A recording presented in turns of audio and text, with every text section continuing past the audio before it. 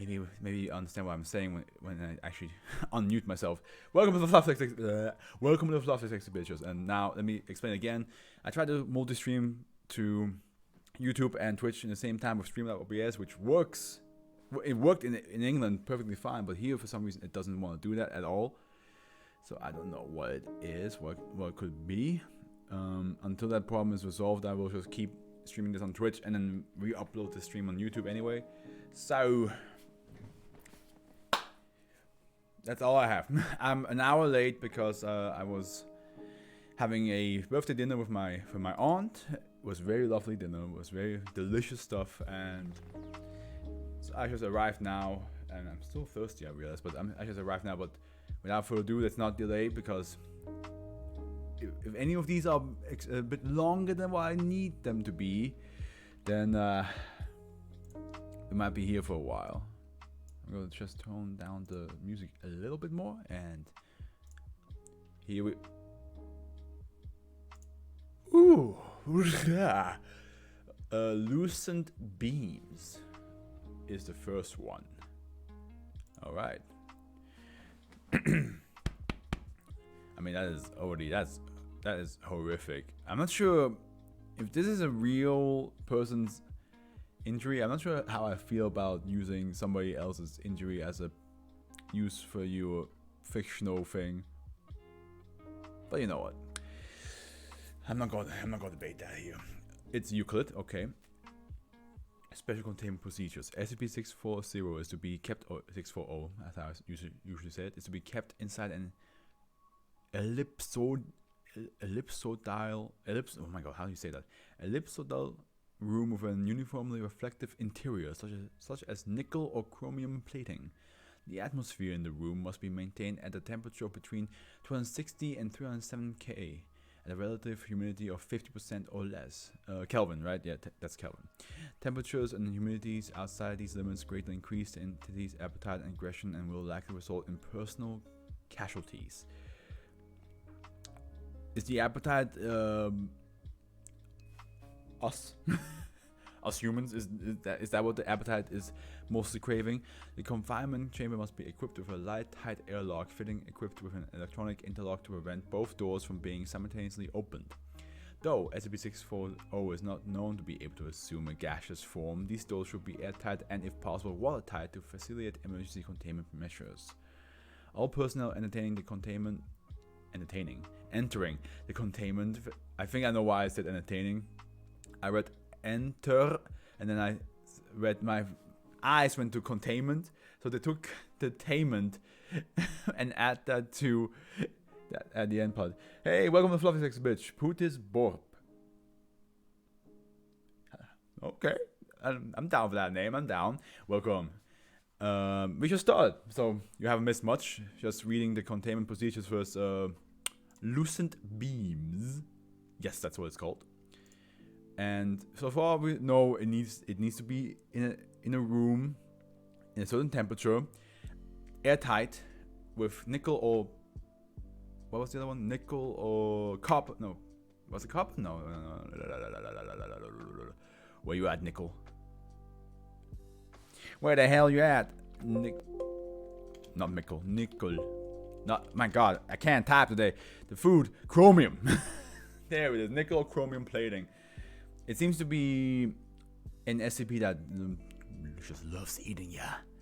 Just loves eating them big legs right there. But who knows?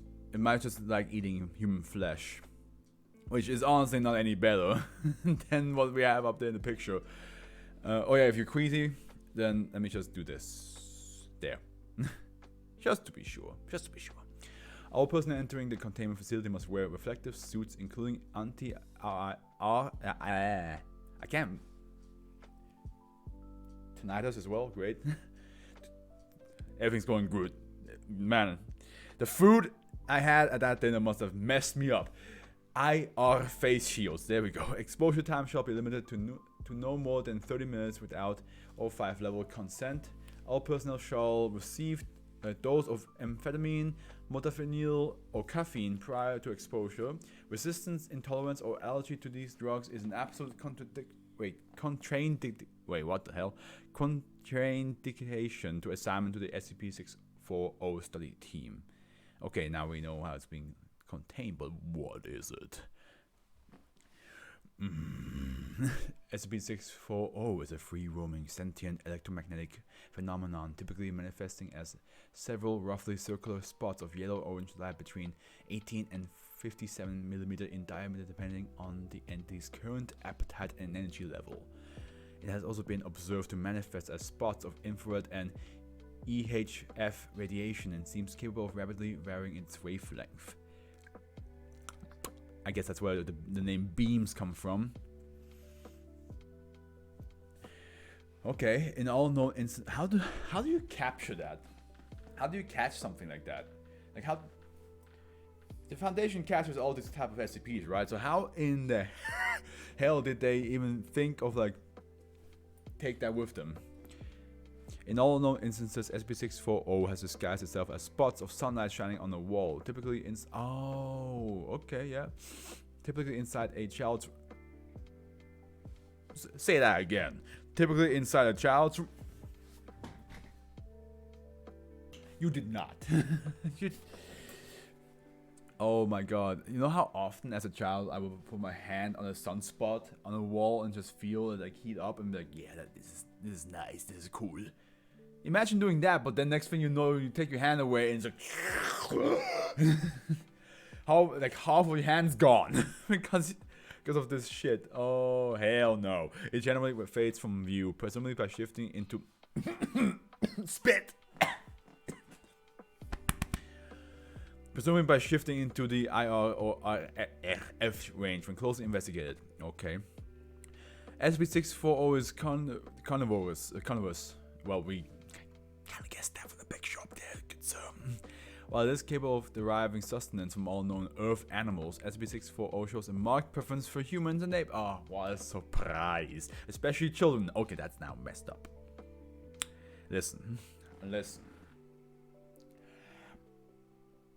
You can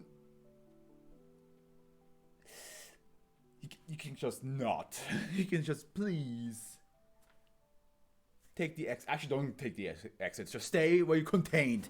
Just don't come out. Don't attack our children.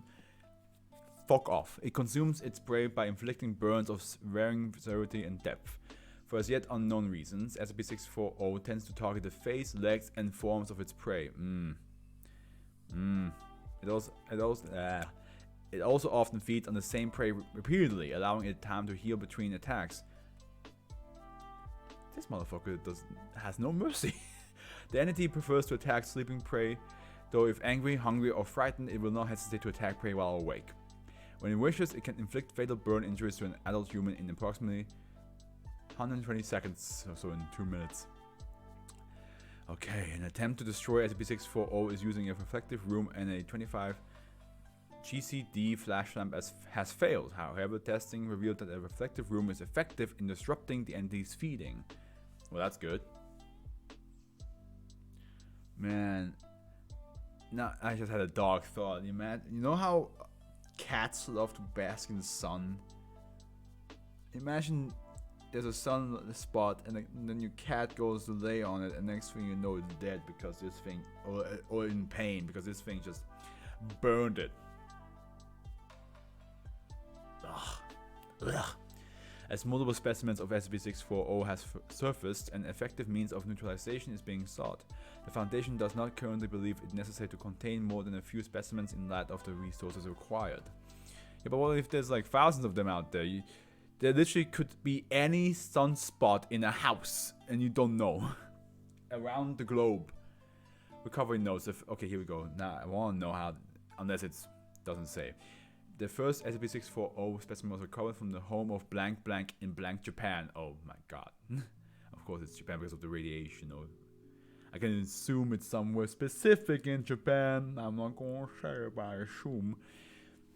In 1984, after both his children were admitted to a local hospital with severe burn injuries, the Foundation was alerted by an anonymous source believed to be working for Redacted. Foundation agents discovered the entity after several works of probing, during which time one of the children was killed by the entity. agents managed to capture it using data expunged and transported it to Site 17 for containment. A second specimen was recovered in blank blank United States in 1999 and another in 2006, both in the same neighborhood. Now this is a story about how I burned some children all upside down. Or inside out. Addendum 640A. Reports from Australia suggest there is at least one SCP-640 specimen in the wild somewhere in blank, and likely another in blank. Agents are currently attempting to locate and contain the entities. God damn, dude! Addendum B. In 2 separate incidents, SCP-640 has been observed to distract researchers, causing them to have accidents resulting in breach of suit integrity. Following suit breach, both researchers were fatally attacked by SCP-640. Research team lead has recommended that SCP-640 has be professionally assigned Keter classification, pending further investigation to determine whether the entity's actions were deliberate or fortuitous. And Addendum C. Professional Keter classification denied. Object has been returned to the nuclear classification. I mean, the image is just gruesome, but yeah, I guess like containing it is not that hard, is it? But you don't know how many there are out there in the world, so that is a bit of an issue. Okay, that was loosened beams. Okay, then gonna put that in the list right now. Let me just bam, aha, there we go, and make that invisible for now. Alright. The next one's called the pacifier. I mean, okay, let's talk about loosened beams first. I think it's a very interesting take on taking something, you know, that you as a child or you saw your pets always bask in the sunlight, and you probably also play with that little ray of light with like your watch or something that was reflective, and you just like on purposely aim it towards somebody into the face just to like be a little prick. But man, can you imagine you do that and next thing you know the eye is just gone, just burned away, like So God, I keep on accident swallowing my own spit. So the idea that yeah, you do that but it's fatal or at least very painful.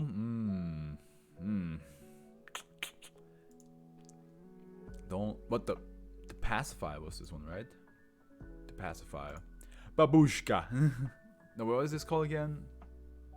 Babushka means something else, right? What is this? Matroska dolls, of course. Yeah, that's what it was. Yeah. Okay.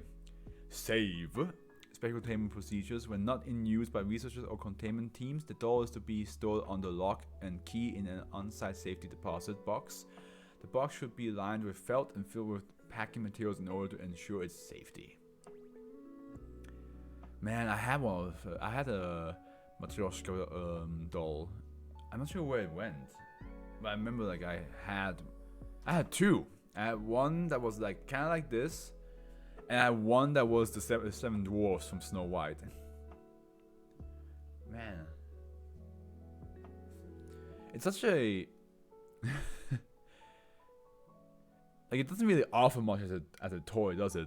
You just open it up and open up and open up, and then you have multiple, and you just put it in a row, and then you pack it back up, and you're done.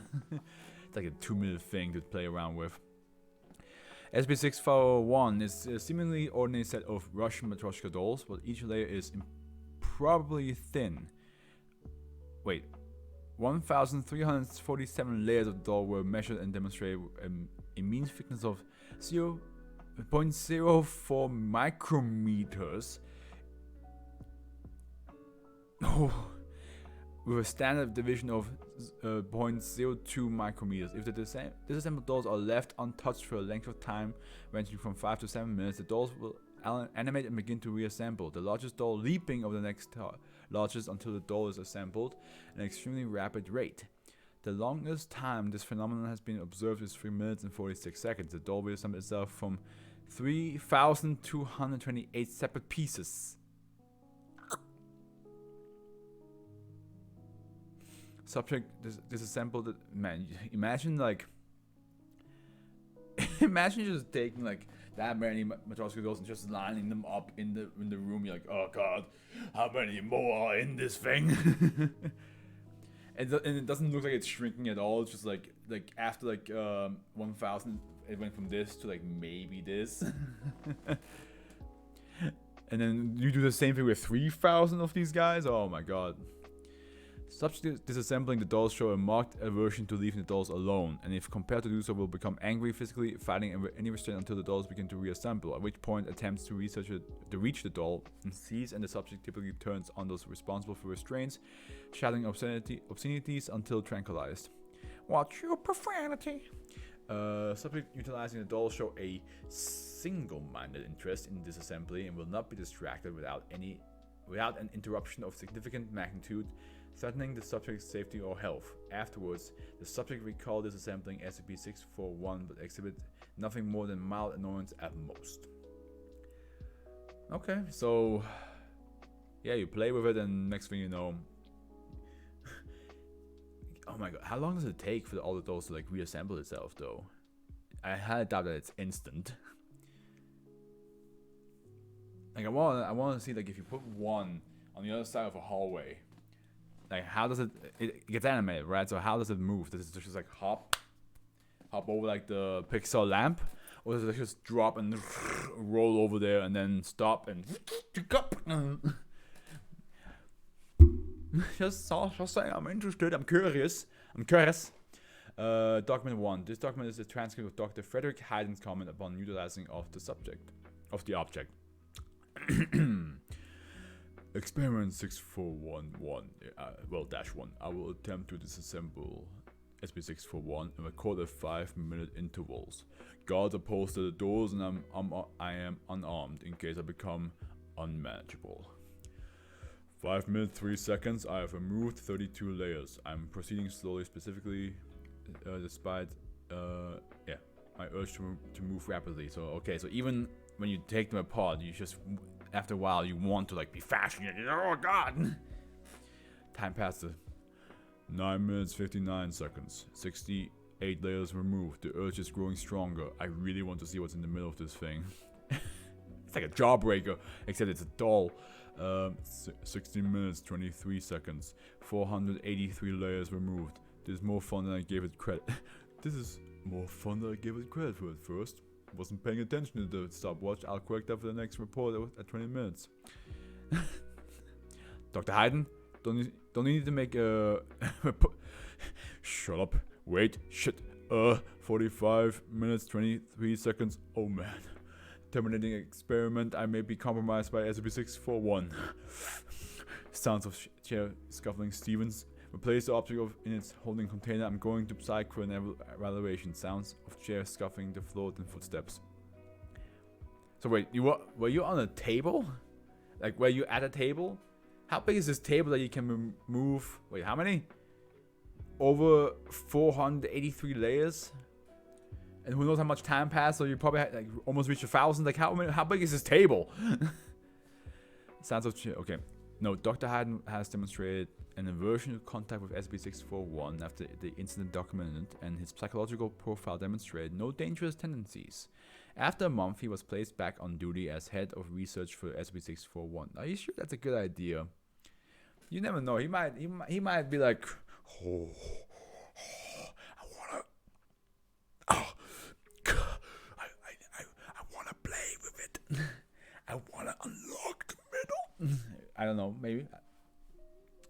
The object is under no circumstances to be used for personal amusement or recreation. Any personnel seen improperly utilizing SCP-641 will be reprimanded and a note placed on their personal file pending transfer to another object.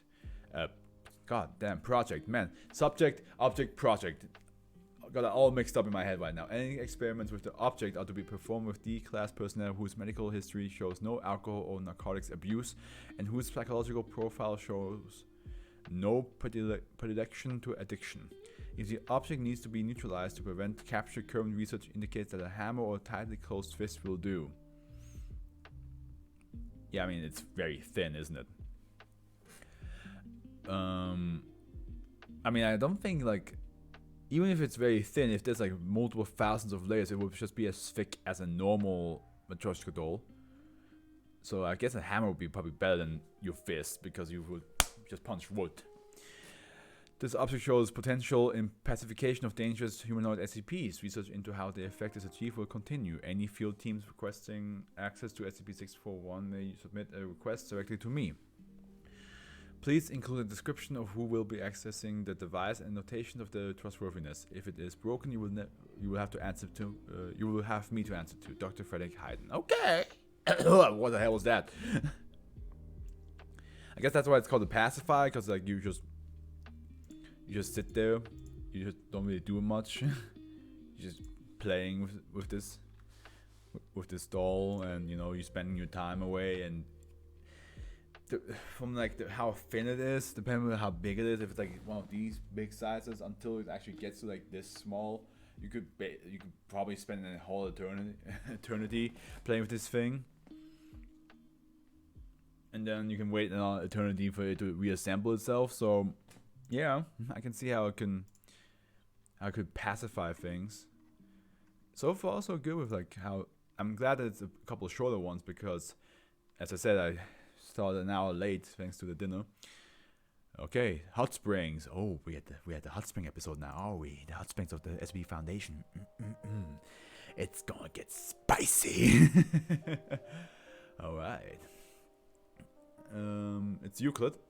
Both -1 and -2 have been fenced off and designated as sites of high radioactivity, not currently suitable for remediation. Monitoring by Foundation personnel to prevent civilian access is ongoing. Damn it! Why? We finally get a hot spring episode and you tell me we can't use the hot springs? Bullshit! Okay. Under no circumstances are human males with functioning testicular tissue to come into contact with. Why is that important? I don't like where this is going. With -1 or samples taken from -1, females with functional ovarian tissue should observe strict what the fuck? Observe strict Foundation pregnancy prevention protocols while monitoring or working with -1, as well as refraining from ingestion of or immersion in the SCP waters. It is recommended that intact males of any mammalian species not involved in Foundation experimental procedures be kept 3 meters away from -1 at all times, as should Foundation personnel with known thermal sensitivity issues. What does this hot spring do? -2 poses no hazard to male personnel beyond ambient temperatures, but pregnant female personnel who intend to remain pregnant must remain 3 meters away from -2's border for the duration of the What is happening? So one is bad for guys and one is bad for pregnant women. Listen, when I said, oh, we're finally getting the hot spring episode of the SCP Foundation, I didn't mean that you have to kill our balls, okay? Anime does that already. They blue balls with all the hot spring episodes out there. Okay. -1, -2 are a pair of geothermal hot springs located in the blank region of northern Iceland. Approximately. Oh yeah, Iceland. I want to go to Iceland. You guys want to go to Iceland? I feel like that would be kind of dope. Seeing all those like geysers just. That's Iceland, right? Not Greenland. I'm pretty sure Iceland is the one with the glacier. Geysers, not glaciers. Glaciers something else. But yeah, I would like to go to Iceland just to see that. Approximately 6 kilometers apart. 6 kilometers apart. Wow, damn. Okay. Characterized by extremely high flow rate, 160 liters second at -1, 165 liters per second at -2. Water emerges at both sides at temperature ranging between 45 and 57 degrees Celsius, depending on the time of year. That is smoking hot. The sites are geographically remote and inconveniently situated relative to the majority of the island's population and centers. They came to the Foundation attention in 2000 during the mass genomic decoding project. Foundation agents were dispatched to the Valley to investigate anomalous data, and the study results were first doctored, then sealed.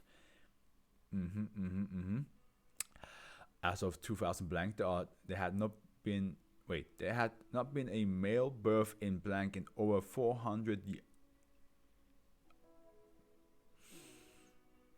Is this the Gerudo rally? Next thing you know, in that place, if there is a male once, you have to call Ganondorf. It is the law, okay? That's how things work.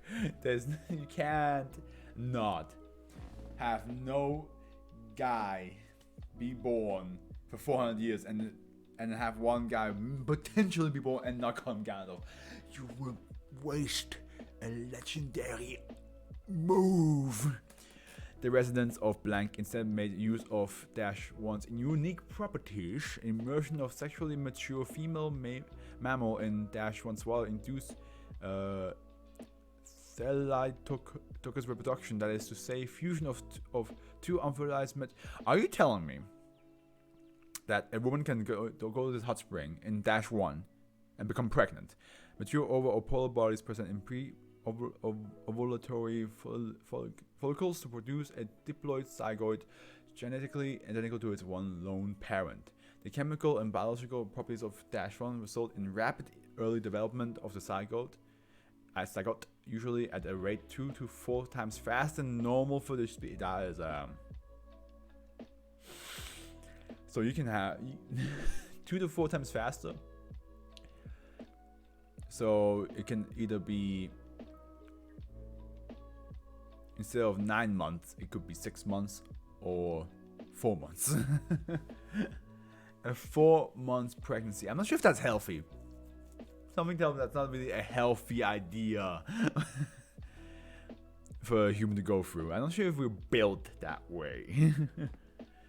Oh, but hey, maybe the women in Iceland are built different. Who knows? Asian blanks with accidental immersion in -1 revealed that -1's properties are not sex-linked and will in fact induce fusion of any mature gametes in the body and subsequent rapid zygotic development regardless of cytoplasmic composition of the cells in question. In humans, mature ova are mostly produced one at a time, but mature male gametes, sperm cells, number in the millions at any given time. As Asian Blank initially discounted the information as being due to -1's elevated temperature, no medical measures were taken. By the time his situation was recognized, tissue damage had data expunged.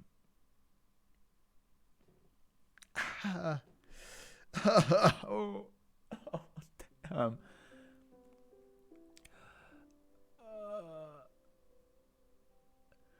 But excuse me. Agent Blank's autopsy was conducted on the BSL-3 protocols in Sector 7 Medical Lab. With the extracted data expunged, the results are available to Level 4 security clearance personnel as document CH2462.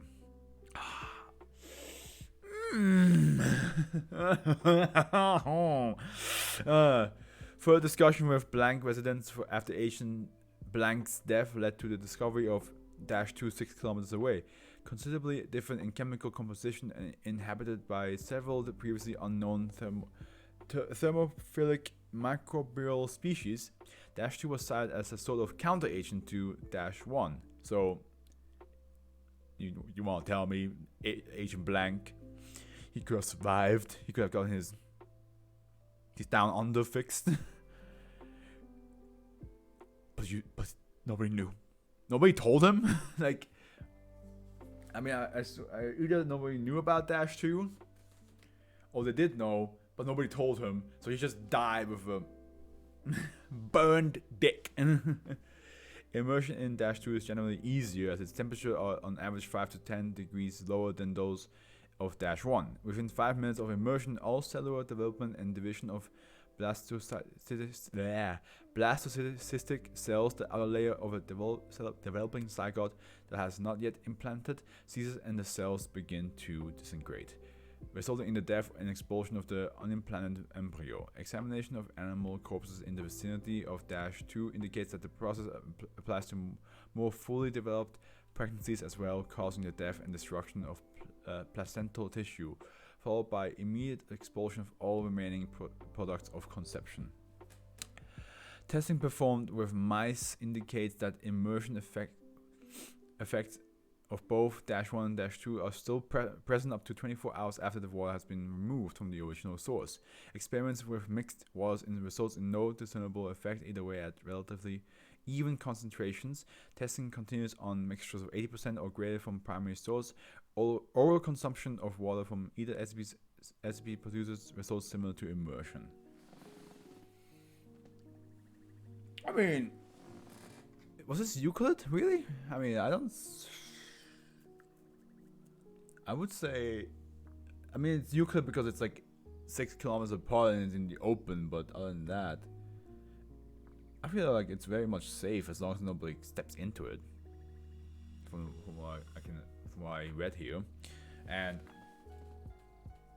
I assume that all the people that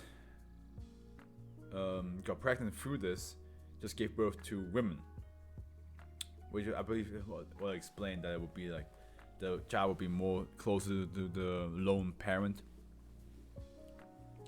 So yeah, so every woman gave birth to daughters. I was about to say like -2 can be used for like abortion techniques, right? But I assume most women there don't want to use it. I think they go to that specific hot spring on purpose to get pregnant and then have a daughter. Oh well.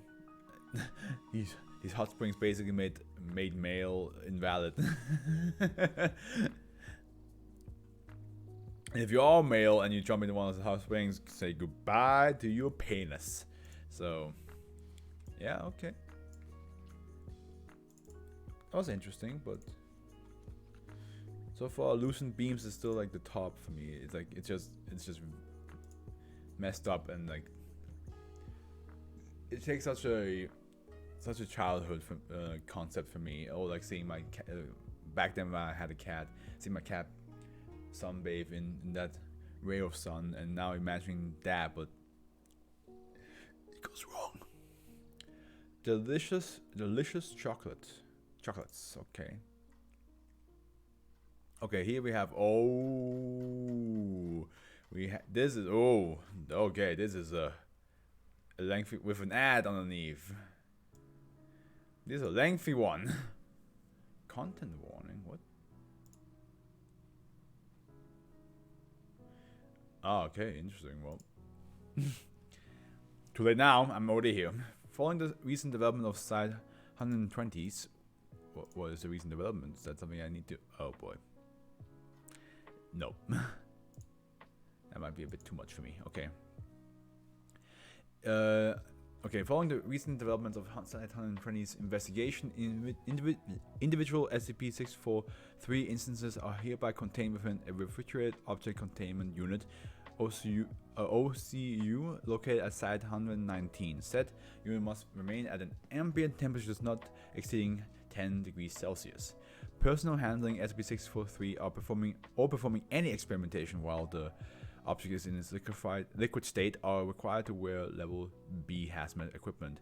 In the event that Foundation personnel come into contact with a liquefied SCP-643 instance without safety equipment, their immediate termination has been deemed the only viable and ethical option. I also didn't read that it said safe and then keto. So this one hurts. This one is dangerous. SCP-643 is a collection of 79 unmarked chocolate candies with an abnormally low melting point. SCP-643 has been observed to melt at temperatures as low as 15 degrees Celsius. Okay. So if you... Yeah, that's pretty low. Because I think like 20 degrees is usually like the point where the chocolate will start to melt. Or at least become a bit like more glitchy, not so glitchy, slippery. SCP-643 anomalous properties will only manifest once the object is melted. Upon entering the state, SCP-643 will transfer itself onto any edible substance, covering the surface area of said substance with as much of its mass as possible. Upon enveloping the host, SCP-643 instance will then begin to exude a strong, pleasant aroma. I mean, chocolate just smells good, man.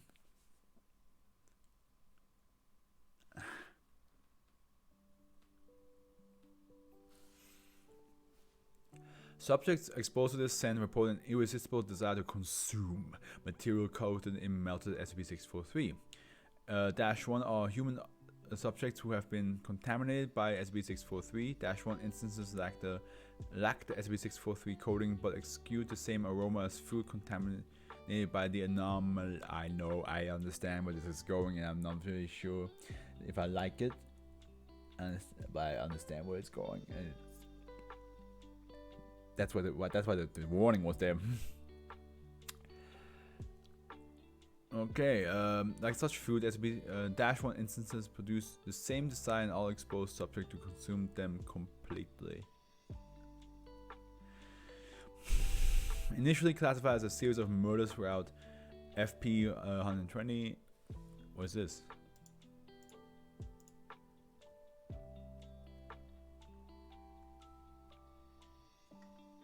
Oh, no, SCP from much later on. Okay. SCP-643 linked attacks were explained as unrelated cases of cannibalistic ritual sacrifice. However, Site-120 had at that point found no evidence of thaumaturgic contamination on the bodies of SCP-643 victims, nor any historical records of such rituals taking place in the areas affected by SCP-643. Beginning in the mid-20th... Oh, it's a shame that Pooty's Bob left. I guess that wasn't interesting for him. That's fine. Happens. To each their own. Beginning in the mid-20th century, these attacks drastically decreased in frequency and were believed to have ceased outright as of February 19th, 1978. This led Site-120 to declare the anomaly neutralized. However, on 27/12/2001, a related homicide was perpetrated against Site-120 researcher Dr. Evil Brevin, a Fey thaumaturge and a member of Site-120's research and interspecies communication teams. This event would later spark SCP-643's further investigation. Addendum 1. Investigation of Brevin's residence was approved following her termination. Headed by Site-120's Agent Mary Surratt and Site-119's Dr. Ryan Smith, the two were able to ascertain in the location of a potential person of interest following a letter that had been left inside of Dr. Brevin's mailbox. Okay, once again, that's a much later SCP that we get to read. Of note was the contents of the letter itself, reading Madame Valerie's Emporium for the Magical, calling Evil Brevin to pay her debt. Following further attempts at discerning information of Dr. Brevin's disappearance, the SCP-643 investigation gained insight into Madame Valerie's Emporium for the Magical. The following is a log of that exploration led by Agent Surratt. And here we have the alleyway leading to Dr. Brevin's house within FP-120. That is a very shady alleyway. And you want to tell me that it leads to somebody's house? That looks more like... That looks like an alley that would lead to like the back of a restaurant. And like they would walk through here and just throw trash here from like food that nobody ate and all that. Okay, let's see how this is gonna be a while, but let's see how this goes. Okay, begin log. The feed reconnects as Dr. Ryan Smith and Agent Mary Stewart stand outside an old, though well-preserved shop. A well-preserved shop located in a wide alleyway in the sewer district despite the relative unsanitary condition of the location. It is cleaner than the rest of the district. Smith looks at a large glass front of the shop. Within it, he notices many crates, chests, barrels, shelves, and other containers appearing to mainly contain various food products. He shakes his head and looks at a large sign located above the door into the building. This is the place, huh? This is the place, right?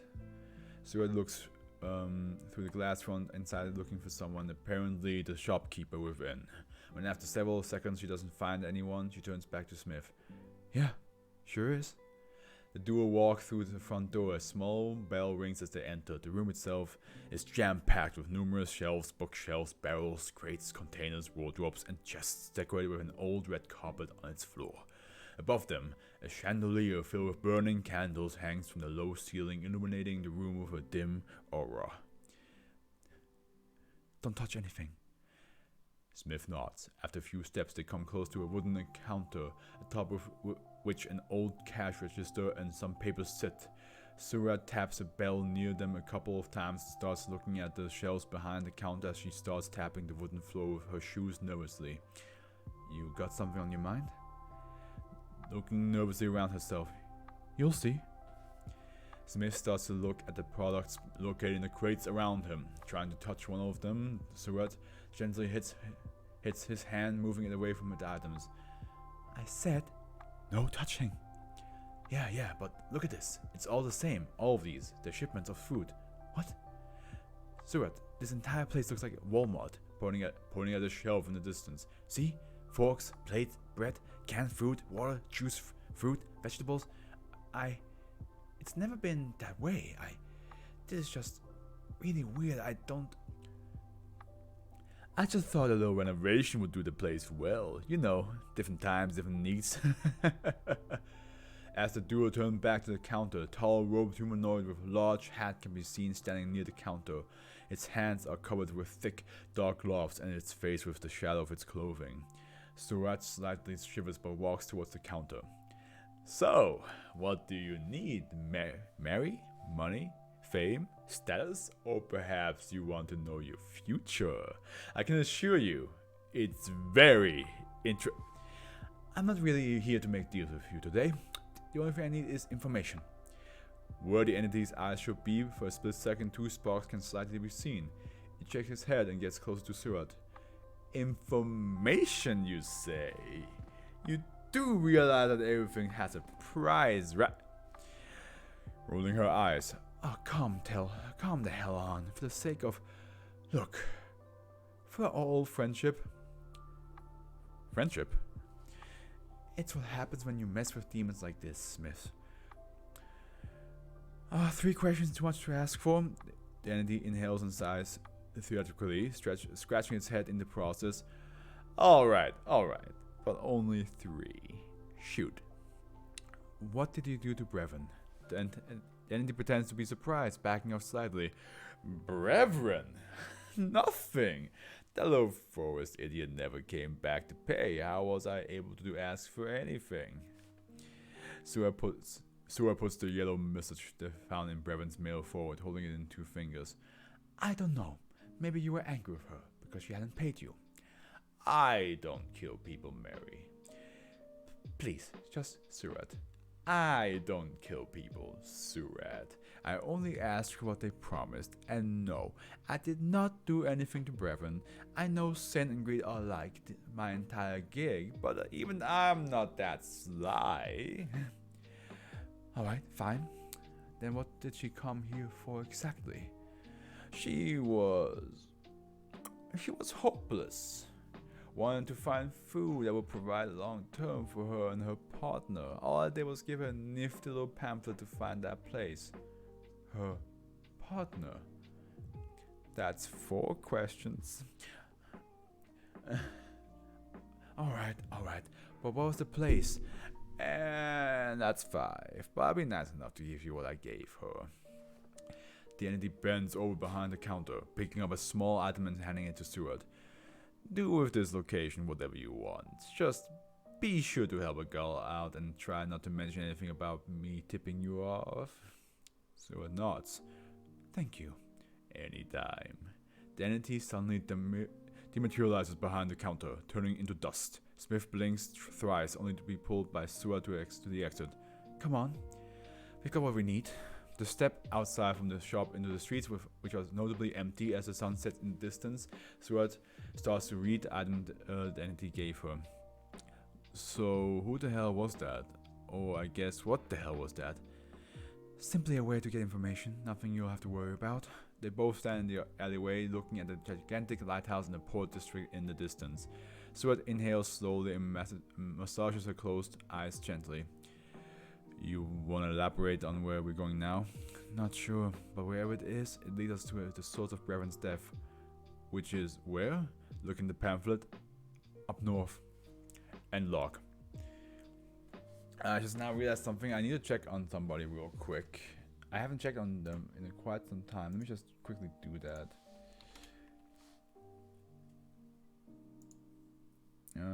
Here we go.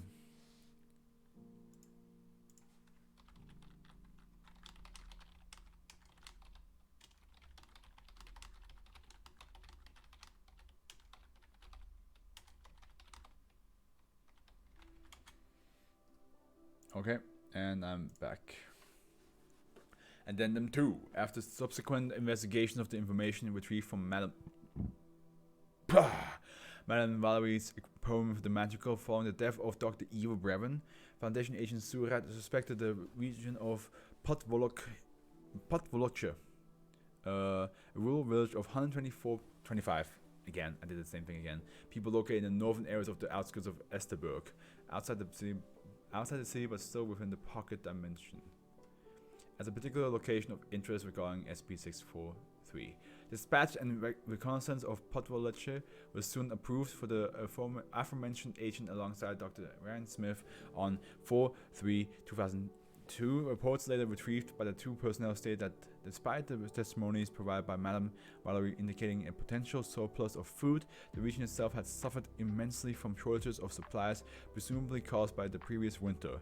A spike of murders, similar to those discovered previously, indicated a correlation between the region of and SCP-643's supposed anomalous properties at the time. Sweeps of the village premises alongside interviews with the local populace revealed of the existence of the newly classified SCP-643. Attempts to trace the anomaly from local storehouses indicated that SCP-643 instances were being supplied locally from a nearby shelter located on the northwestern perimeter. Begin log. Surat and Smith walk along a dirt road to due north. Surrounding them are a series of houses that extend to the end of the road ahead. The two of... I'm going to reduce the music a tiny bit more. Hey, SB Archives on Spotify.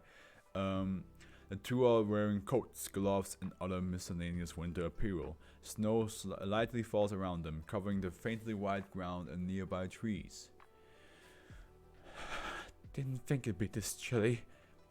Well, that's what you get for assuming.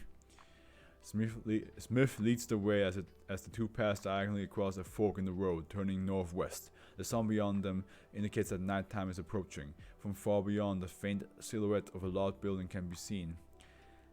That the place? Smith nods as the two continue walking. Silence fills the recording for nearly 3 minutes before the two approach the front door. Above them, a wooden sign hangs loosely. Do Esterbergians speak Russian? First I've seen of it. But Russia is only a country away, and refugees weren't particularly picky, I imagine. The sign above sways slightly. Surat steps farther away, towards the opposite end of the door. Smith chuckles slightly behind her. Happen to get a glance at what the sign said. Happen to get a glance at what the sign said? Not really. I wasn't trying to get smashed by it in case it fell. What did it say? Smith takes a step back, looking upwards. Used to date a Russian girl a few years ago. Didn't teach me a lot, but she only knew so little English that I had to learn some of it eventually. The only thing I can make out is Detski dom, orphanage. Orphanage? Smith nods. How does that make sense? Smith advances past Surat, knocking on the wooden door in front of them. I couldn't say. With the village being this remote, I can't imagine it being easy. Sharia is the closest place with businesses and quick transportation, and even then, that's 2 hours away from here. Not to mention the chocolates themselves. Smith glances slightly towards Surat. Starvation doesn't play favorites, Surat. Smith pauses as he lightly stomps his feet into the ground beneath him, flattening the snow. Even if it means resorting to orphans. The door in front of Surat and Smith creaks open. The door stops after opening a few centimeters. From inside, a frail adolescent girl peeks from behind the door. Hello? Hello? The following has been translated from Russian for ease of reading. Hello, it's very nice to meet you. Who are you? I am Alexander, and my partner here is Yelena Petrov. Smith indicates to Surat from behind. After a pause, she smiles and waves. She's somewhat slow. Pay her a little mind. The door opens wider. What are you doing here? We are officers. We've been hearing rumors of strange accidents here, and we wanted to make sure everything was fine. Have you seen anything strange recently? No, I have not. Surat pokes Smith slightly on his right shoulder. Offhand in English. Where's the adult here? The door opens slightly more. The door opens slightly more. From behind the girl, another younger child is behind her. The second girl's hair is ragged, with her clothes being strained and lightly torn at the seams. Where is your caretaker? We have important business that we need to talk about. She is sick. Sick? Yes, and she does not want to be bothered currently. Suspicious! Smith repeats the child's statement to Stuart. Does she need our help? Smith glances back towards the girls. May we come in? If your caretaker is sick, perhaps we can take her to the hospital. She's okay. Mother will be fine after some rest. Smith once again translates the statement to Stuart, who clears her throat. We can't just leave. Smith turns back to the door. When can we come back to check in on her? The first girl shakes her head. I don't know. Not anytime soon. The door begins to close. Stuart jumps to press the door ajar, but it is stopped by the presence of Smith's arm obstructing her. I see.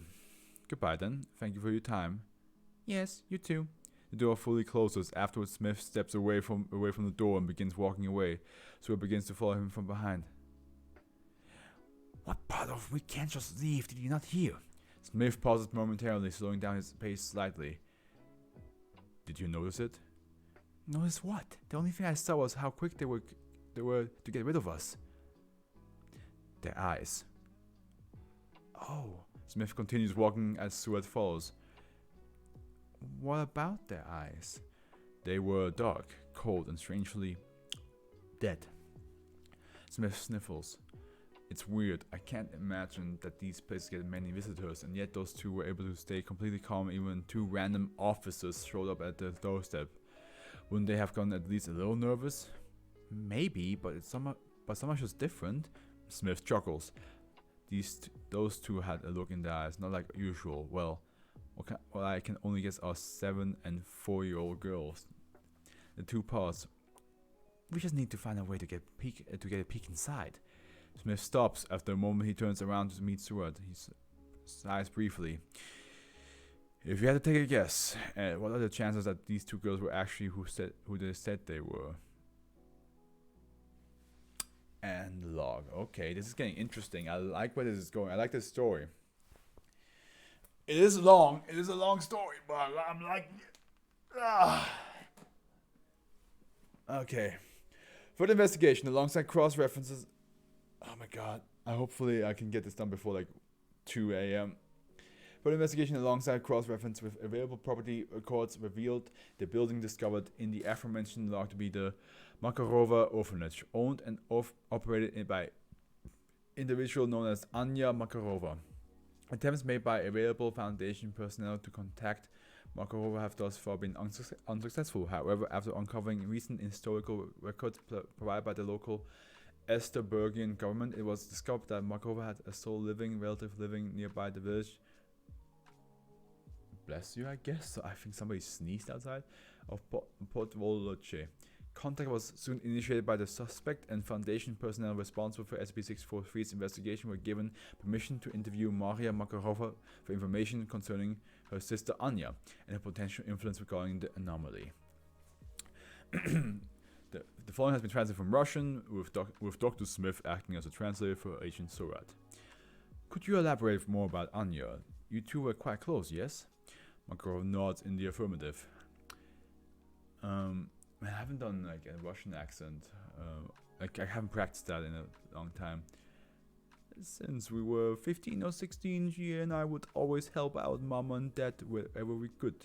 Winters got very cold here. She was very strong, very firm. Since I was the youngest, she always had to watch over me and make sure that I was never in any trouble. Makarov coughs slightly. Izviniet. Pause. It's been quite a few years since I've seen her, but we've become adults, and Anya decided that her heart was with our village. We saw what it was like to see a child alone, and that was why she began that shelter. And you? I've tried to stay in contact. Tried. I'll pause. Did you ever say whether or not your family was superstitious? Did they worship or pray on anything? Mama and Dad? No, no, not at all. They were too busy with other things, but Anya and I, we were afraid of the supernatural, but I don't think that lasted very long. Do you know how long exactly? A few years, perhaps, but not exactly, no. Um, what about the orphanage? Did you interact with Anya or anyone once it began? I did when it first started, but kept close with some of these children. A girl by the name of Aliona grew fond of me whenever I visited, but it's been months since I've last heard from her. Another pause. Um, I am not sure whether it's something I did or if it's something else. Don't worry, it's nothing that you did. Sura clears her throat. Anya entrusted you with some of the finances for the orphanage, if I remember correctly. Can you tell us if you notice anything weird, like transactions or purchases that you not feel right? Not that I can recall right now. She was usually very good with money. And the papers you gave us also confirmed that.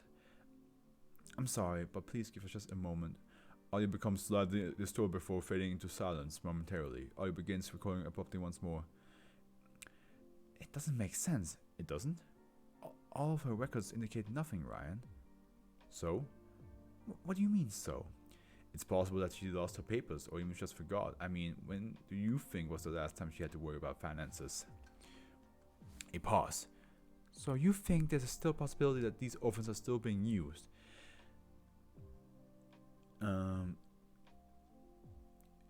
It's a possibility I won't rule out yet, but without a motive or reason, it's hard to understand why anyone would want to use them. They're not exactly reliable workers.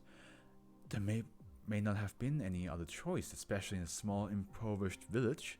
After several seconds of silence, the audio feed cuts briefly once more. Everything okay? Yes, just going over some things.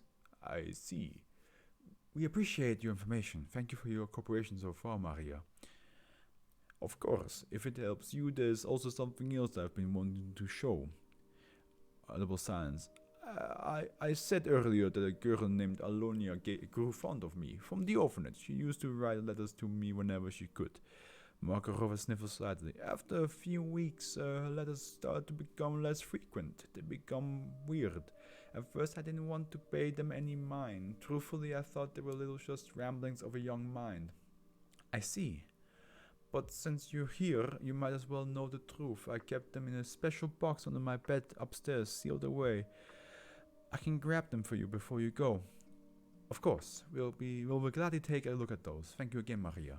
And log. Addendum 3. This is very fascinating. It's like a, it's definitely like it's like a thriller. It's like a crime thriller, but with an SCP that is basically a chocolate that makes you cannibalistic. Yeah, it's very fascinating. Addendum 3. Following the interview with Maria Makarov, a series of letters were placed under Foundation custody. As to relate closely with SCP-643's active investigation, they have been attached to this document for reference purposes. Okay, here we go. So these must be the letters. Oh, that's a lot of letters, but here we go. Dear Mother Maria, I hope you are doing okay. I know you said I could write to you at any time, but I'm sorry if these ever bother you in the future. Getting used to these sudden changes have been hard. With most of the kids going back to the school, we rarely have time to play anymore. Mother Anya is also keeping us busy with plenty of chores and tasks. It is just my luck that I will have to do dishes after dinner tonight, while all the other kids get to play. I know that you have only just left, but we miss you all here already. Playing outside doesn't feel the same without you being there to watch us. Alexei was talking to me earlier today about how he missed hearing your stories during dinner and singing and dancing beside you before bedtime. This was always so much fun for us.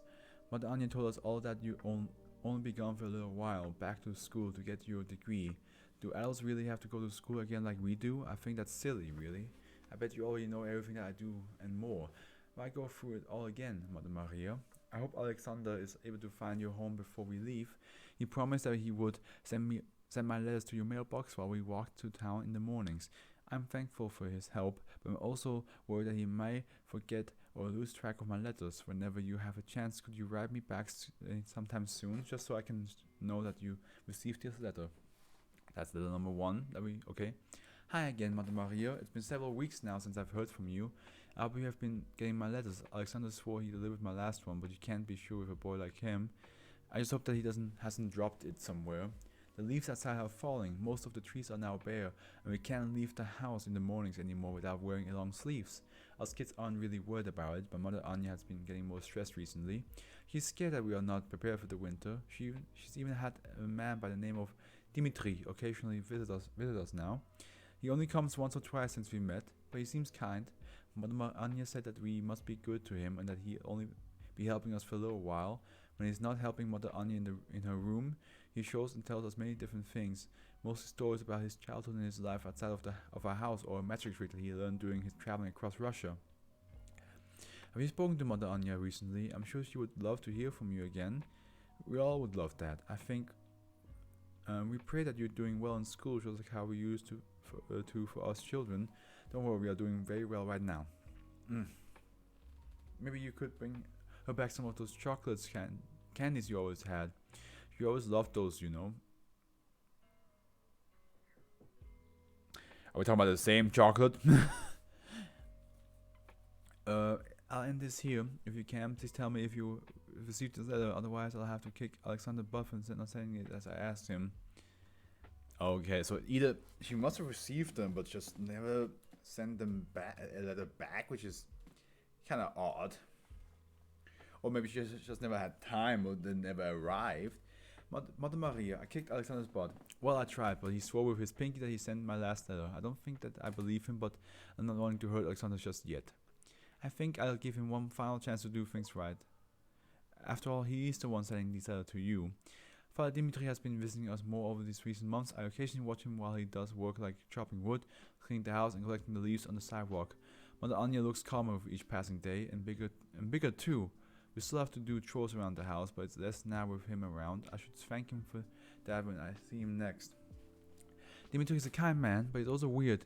He's very religious. Sometimes when we kids are gathered together, he will tell us stories of God and the Bible, things about men splitting the oceans, miracles happening to the poor. Mother Anya does not seem to enjoy them, but I do not mind. I don't think the children do either, which is good. Dimitri tells us scary stories too. These ones I do not like. Stories of disaster and death. Dimitri fears the devil, and he fears his demons too. Dimitri always tells us not to sin, how it only takes one sin for demons to take you with them back to hell. Mother Anya tries to comfort and remind us that he's only trying to make us better people, but I don't think she likes the stories any more than we do. The goal is okay for now, but I know that it will get worse. Sophia got sick during our walk to school yesterday and she had to stay home. I hope she can recover quickly, but I also know that pretty soon we will have to start learning school from home again.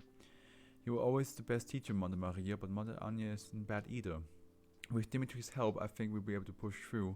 I hope you're doing well. If you don't want to respond to this letter, that is okay, but I would also really like to hear from you. Just once, please. My god, why haven't you responded? Are you there, Mother Maria? It makes me sad that you haven't responded to me yet. Are you okay? I'm getting very worried. We miss you very much here. It's only getting worse each week that you do not respond. You haven't even visited us like you said you would, either. Mother Anya says that you are still super busy, but even that does not make things better. I just hope you are okay, that's all.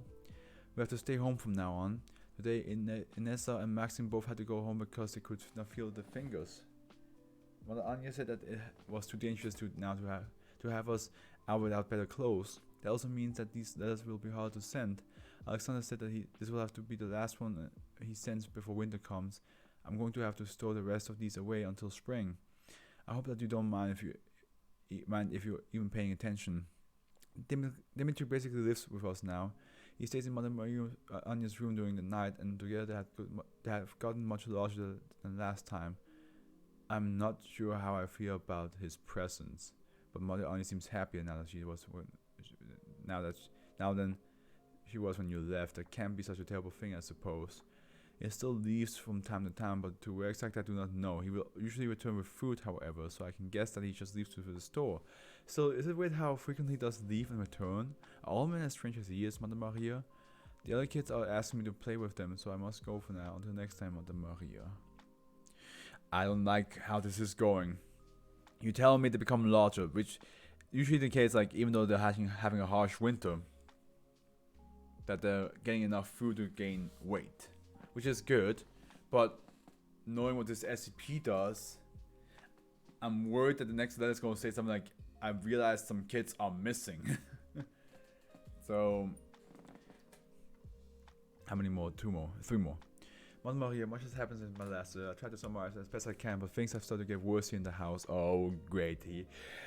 Shit. Here we go again. Shortly after I wrote to you last, Father Dimitri and Mother Anya began fighting. From what I'm not sure, but they yell and scream at each other from within Mother Anya's room. It was okay though, since Father Dimitri and Mother Anya would always calm down and play with us children after they were done fighting. We were also told not to worry about by Mother Anya herself, so we did not think about it much. So it's interesting because, like, wait, when you said she got larger, do you mean like maybe she got pregnant? Because that could also be a way for her to get larger. Like Dimitri stayed over a couple times, and the food and pregnant women are pretty hungry, so because they need like sustain from 2 people or 3 people if it's twins. Okay. That was until a week or 2 ago when Mother Anya and Father Dimitri got into a really big fight. I even heard your name through the walls of the house, with Mother Anya screaming that you and Dimitri shouldn't have met each other. I tried to hear more of the conversation, but by then Mother Anya came outside and told us that Father Dimitri had left us. She didn't explain to us why, but she was very panicked and scared. She was sweating really bad, and I'm pretty sure there was a new cut or something on her face. Did this man attack her? We simply did not ask about it and left her alone since she was not happy. I don't think she had been happy since then, actually. Mother Anya started to become angry and mad at us a lot, and now that I think about it, I wonder if she's just worried about everything that happened. Father Dimitri was able to go outside and get food, but with him gone and the snow locking us inside, it has been hard for us. Some of the younger children are laying down beside me on their beds, groaning and complaining about the tummies hurting. Mother Anya swore to us that she was trying to find food for us to eat, but so far it's been a week since we had a full meal. Even I'm starting to feel some pain. Oh my god, we are all starting to get scared, but I hope that you are okay still. We had Father Dimitri and Mother Anya to help us, but you are all alone. I'm not even sure if you are still living or not. I have been thinking about sneaking out just to check on you, but I don't think I would be able to get past the snow outside. Last big one. Maria, we are starving. Some of the children have stopped moving in their beds. I feel weak even trying to write these words to you. Mother Anya swore that she's close to finding us some food, but I doubt her more than ever. I'm scared as well. What are we going to do? That must be when the chocolate came into play, huh? They got the chocolate. They had nothing else left. It was literally all they can do. They ate it, and next thing you know, they probably ate some of the other children's. They probably ate Mother Anya, to be honest. The snow only grows outside. A little chance we had before to travel on the house no longer exists. The cold has also begun entering the house. We have used up all the firewood that we had stored inside, so the only warmth comes from us huddling together. All of our fingers are beginning to go red, some even blue and purple. The younger children won't stop crying, and Mother Anya has not left her room in 4 days. What are we supposed to do? Is there some way we can escape her here and maybe find you? Mother Maria, we need your help. What would you have us do if you were with us right now? There is this sweet smell coming from somewhere inside. It is unbelievable how good it is. It's like the smell reminds me of you. You're cooking. Whenever we would have bacon during the fall. My mouth is beginning to water just by thinking about it now. I have not seen Mother Anya leave her room since Dimitri left. Why do you think that it is, Mother Maria? Do you think that she's still trying to find a way to feed us? Or maybe she is trying to call someone else to help us? Hey, Panda, welcome to Fluff bitch. I did not play Apex. I finished Celeste yesterday, but it took like an hour, 2 hours and a half to get the seaside of 7 and 8 done. So, like I got the seaside of 7 done in like 25 minutes, and then the rest was just 8. That took me forever. And today is a reading, as stream. Weekends are always reading, so no gaming. Where was I?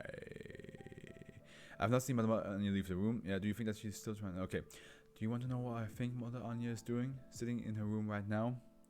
I do not think she's doing anything. I think she's a coward, Mother Maria. As those kids have stayed trapped in her room, Mother Anya had been getting bigger and bigger.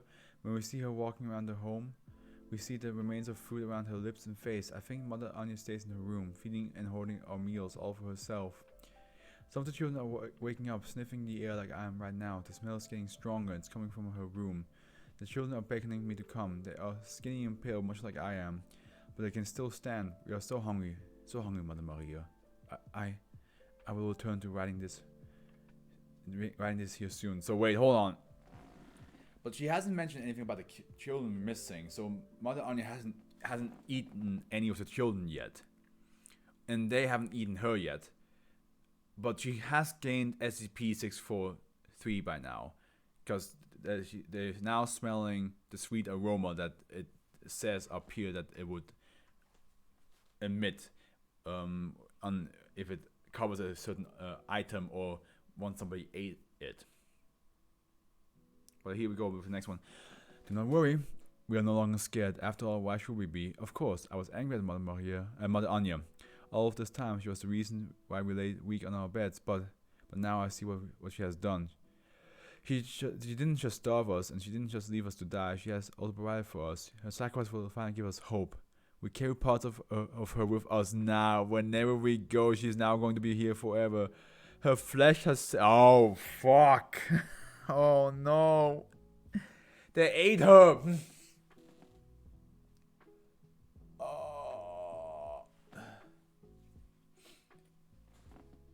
They fucking ate her, dude. The children ate the Mother Anya. They must have eaten the chocolate first and then her. Well, actually, no. Like, it does say like anybody that smells like the chocolate, people around them just have the tendency to eat them. So she must have eaten some chocolate, and then smelled like the chocolate, and then the children smelled her. And then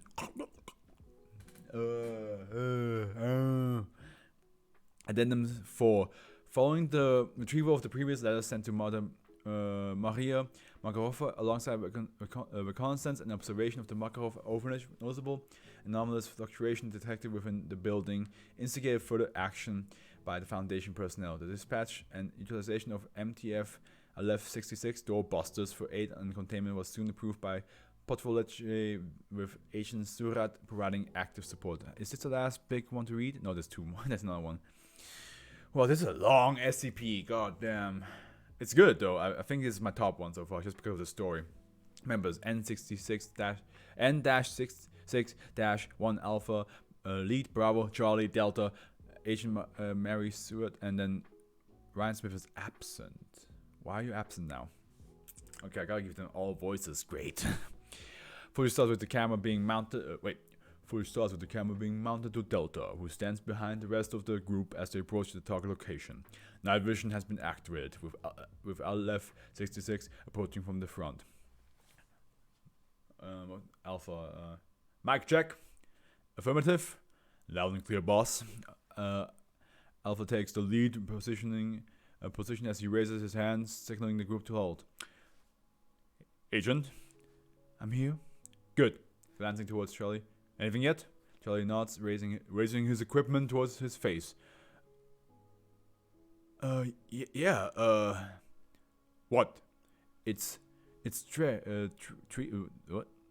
It's in reference to Tartaran Resonance Energy, or TRE, a form of radiation naturally produced by demonic entities. Notable example of entities possessed by is SCP-6072.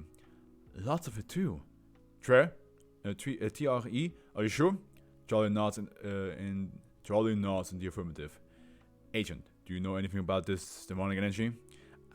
I know. I'm just as surprised as you are, sir. Can you stop it? I mean, maybe I have some training, but it depends on how strong it is. Alpha pauses briefly before referring to the group. We got innocents in there. Stick to non-lethals until I give the order. If push comes to shove, we will fill whatever is in there with lead and hold it down until someone else can deal with it. Alpha signals the group forward. They have now arrived at the steps leading towards the front door. Take point, team. Better, you breach. Make sure you're wearing your blockets. The group shuffles around the vicinity of the door, with Alpha and Charlie on the left, while Delta and Surat take the opposite position. Delta holds his ear to the door and listens. After a pause, he shakes his head in the negative. Do it, Delta. Delta twists the doorknob, slightly opening it ajar. After a brief pause, he quietly enters the interior. Alpha and Charlie follow closely behind, covering Delta from behind. Surat and Delta follow from the rear and side. The group enters into a large living area. Towards the left sits a shredded and stained couch which is toppled over on its back. In front of the couch sits a bare fireplace, with ash and soot spilling into the floor. The room itself is barren and devoid of decoration or noticeable features. Alpha raises the signal to spread out and search. Charlie splits from the group and heads northwest, then towards the dining room and kitchen area.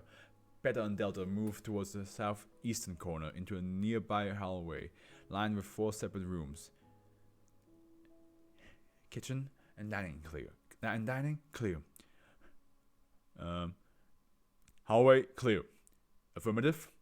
I can't give it out. Oh wait, actually I can. Hallway clear. Affirmative. Suet, after investigations around the couch and fireplace nearby, suddenly stops. Through radio and hushed. Anyone else hear that noise?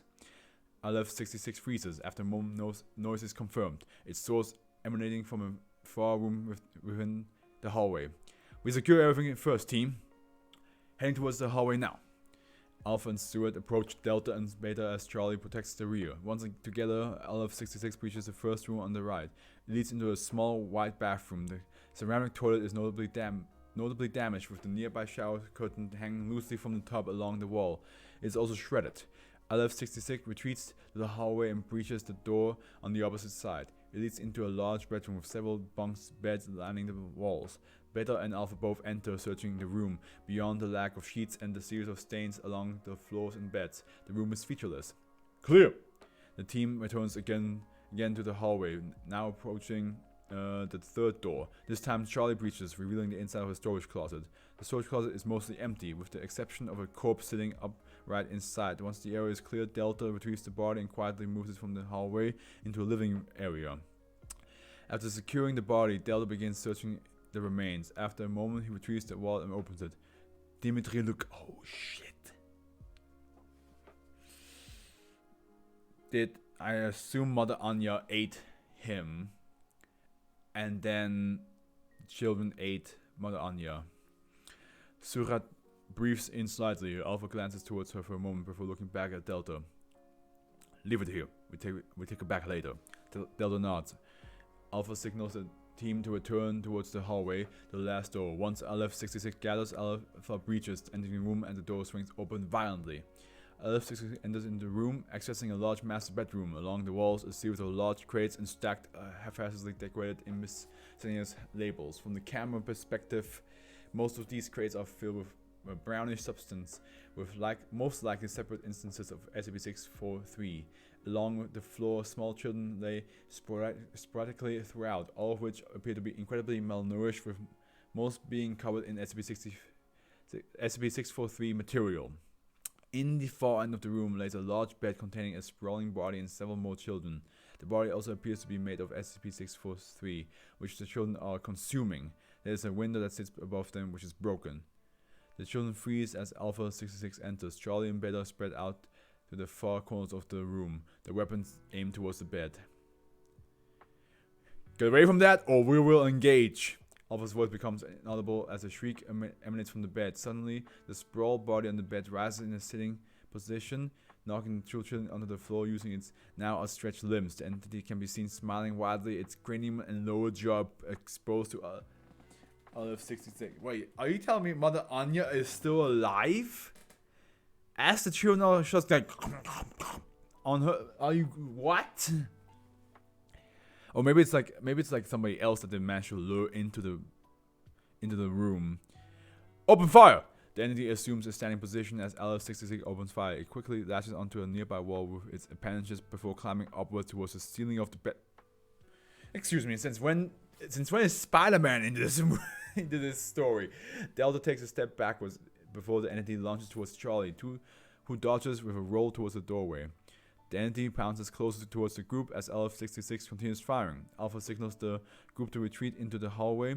Surat, Beta, and Delta retreat towards the living room as Alpha maintains cover fire for Charlie. The entity slows momentarily, allowing them both to exit the master bedroom.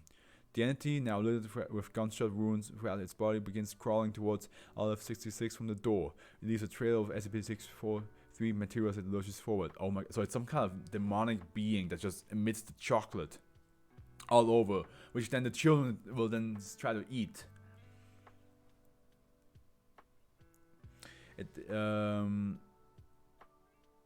Yeah.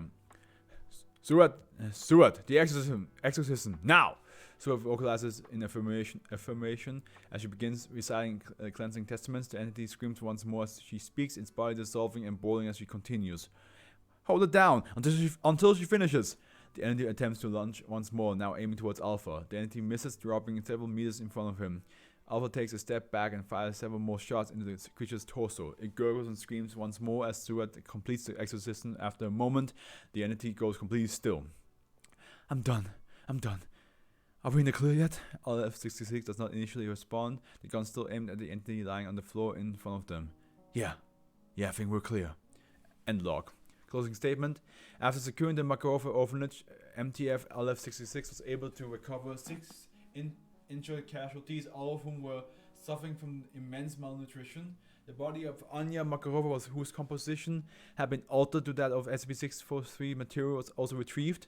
It has since been presumed that Anya Makarova was under the influence of a demonic entity which leached from her body and the children residing inside of the orphanage. Said demonic entity is also likely responsible for the physical alteration of Anya Makarova. Dmitry Lukin, who had since been deceased for several months prior to his discovery, was later stored inside 120 for further investigation. All SCP-643 material recovered from the Makarova orphanage has likewise been placed under containment indefinitely. Concluding the event, we still don't know what happened to evil Bethran. Concluding the events mentioned in the aforementioned log, SCP-643 manifestation slowed dramatically for several months. Crimes and murders relating to the anomaly declined as SCP-643 ceased circulation within Russia and Europe. However, a sudden rise of activity similar to that previously observed with SCP-643 prompted further investigation. It was not much later until Dr. Smith came back into contact with Agent Surat, a log of which attached to this document per the approval. Oh my god, the last one. Hello? Hey Mary, it's Ryan from 119. Oh, hi Ryan. A brief pause. What's up? Oh, right. I just been thinking, with all of that stuff about 643 recently. Yeah? Well, something struck me as odd while I was looking through the file again. I want your input. Yeah, of course. How can I help? Well, how easy is it for demons to possess and use humans? Us, I mean. She sniffles slightly. Depends on quite a lot of things, I guess. Sometimes they take over from desire, but it's uncommon for them to manifest from something else. Hell, some might even use objects like 643 to propagate. So they might use like sins too, right? That would be one example. And demons can also possess multiple hosts too. Usually yeah, but demons are cunning. They do whatever they can do to survive. It's not uncommon that they might have one or more hosts, just depends on its power. But 643 was a weaker demon anyway, so what's the point here? Well, you know what Maria gave us those, well, you know that Maria gave us those letters, right? Stuart vocalizes in affirmative. Well, I tried to read them through again, just to see if I could find any leads. Right? And at first I thought it was weird how easy things were, with Anya and everyone. Is this going in somewhere? I'm getting there. It's just like, for example, If that orphanage was really trapped in snow during the winter, then half of these letters should have never gotten into Maria's hands, right? Well, another pause from the two personnel. What if we got the wrong person? End log. Closing statement. The current whereabouts of Maria Makarova at the time of writing remain unknown. Likewise, the production and supply of SCP-643 have warranted further investigation and restructuring of active containment procedures to combat the increasing effects of the anomaly throughout Esterbrook. Oh, fuck! You got bamboozled! But also, in the same time, the first letter should have told you something. One of the children said, hey, you always brought chocolates. Those were really delicious. So, the first letter told you already that Maria is not as innocent as she seems. But yeah, like, you're right. Like, I was thinking about it. I was like, wait, didn't Alexander said that this is the last letter that she's gonna send to them, to Maria? But then she sent like 5 more afterwards. Wow, this was fun. A long read, but this was a good read. I would say you know what? I'm gonna put this one here in the rating, in the order. You will see this at the end of the stream, but we still got 6 more to go. So let's hope that this one is a bit shorter. It is a bit shorter, which is nice. Yeah, we have Mr. Hot. Which has the highest rating so far, Euclid. SCP-644 is to be held within a standard humanoid containment chamber within Hall Blank of Site Blank. All staff Panda, are you still there, by the way? Or am I alone now? All staff or D-class in Site Blank known to have children are to be briefed of SCP-644's anomalous effects. Staff with children may opt out of testing with SCP-644 at any time. Description: SCP-644 is a male humanoid of Italian descent. Visually, SCP-644 appears to be approximately 30 years old. The words Mr. Hot from Little Misters by Dr. Containment are tattooed on SCP-644's left inner wrist. SCP-644 is able to accurately determine whether or not a person has children. Both biological and adopted children may be sensed by this effect. SCP-644 is aware of this fact for any person is known of, even if just by appearance or name. SCP-644 claims to be able to predict the material wishes of any child, as well as the popularity of any product intended for children. SCP-644 claims that this effect does not function with the wishes of adults, but has given prediction for at least one person over the age of 18, whom SCP-644 described as real trooper with no further comments. SCP-644 is able to produce a business card from the part of any clothing worn by it. On the front of the card is printed, Mr. Hot, Marketing Consultant, Dr. One Entertainment Incorporated LLC, 1515 Mulberry Lane, Chicago, South Africa. On the back of the card is a small print in the document similar to document 909A. Yeah, these are all like Dr. One Entertainment like band members.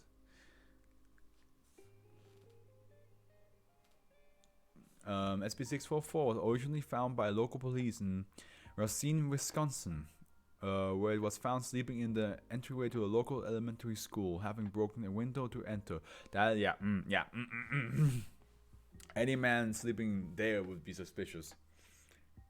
SCP-644 claimed to have done this to escape winter weather condition. An automatic Foundation web crawler picked up a mention of SCP-644's tattoo in the files of the local police department, and it was acquired shortly after Racine, Wisconsin was later found to contain several anomalous objects created by Dr. One Entertainment in the possession of several local children. Okay. Interview was conducted following initial containment before SCP-644's anomalous properties had been ascertained. Begin log. SCP-644 is led into an interview room by security personnel outfitted with full fire retardant. This guy's Euclid, okay. Gear rated against temperatures up to 800 degrees Celsius and outfitted with Kevlar and foam padding in case of explosive detonation. Personnel also armed with high-capacity fire extinguishers. What's up with these guys? Please state your name for your records. I'm Mr. Hot, marketing consultant from Dr. Entertainment Incorporated, LLC. SV644 holds out wrists pointing to the two security personnel prepared to extinguish any potential fires. The tattoo, you see, that was my idea, because I keep my finger on the pulse of the market, eh? You had saying where your tattoo went? Yeah, me and the doctor, we were pretty close. I think I went to college with him. Where was that? Oh, I don't know. Does anyone really remember that stuff? So, how are you? I'm doing fine. Could you tell me about your relationship with Entertainment? Fine. I mean, I'm sure you're missing the kids, right? They're with your husband? Oh wait, this is a woman? Oh well, doesn't matter. I'll keep that voice. What do you know about my children? I know that they miss you. They don't even know what you do. This certainly isn't a university, right? Unless they got some relaxed testing protocols. It's been, what, 2 weeks since you last saw them? Go on. See, what I'm thinking is, you need to let them know they're loved. I mean, Jason, last semester, you got an A in math. An A minus in math. And that just went unrewarded? That's cold, doctor. You're right. What should I do? I think you give me the word, and I put some wood in higher up. No guarantees, but I'll see what I can do. What exactly can you do? Well, I can talk to my friend upstairs. I call him Mr. Distributor, but it's not really. It's just a nickname. His name is Steven. But I talk to him, and if we find out your kids are up to snuff, so to speak, I can get them some stuff to play with. Could even wrap it up, put from mommy on there. I'd have to know more. Need to know your toys are safe, of course. Yeah, how about we talk about this a bit later, without these eavesdroppers around? SB644 motions to the security personnel. That sounds wise. Alright, you know where to find me. Here's my card. SB644 produces a business card. Security personnel confiscate it and place it within a reinforced fireproof container. He's just a D&D bard that just knows what children want. Interview 2.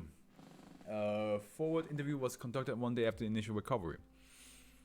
Begin log. SCP-644 is brought into the interview room. A 10-centimeter thick barrier composed of heat-resistant, blast-proof glass is erected between Dr. Latimer and the subject chair.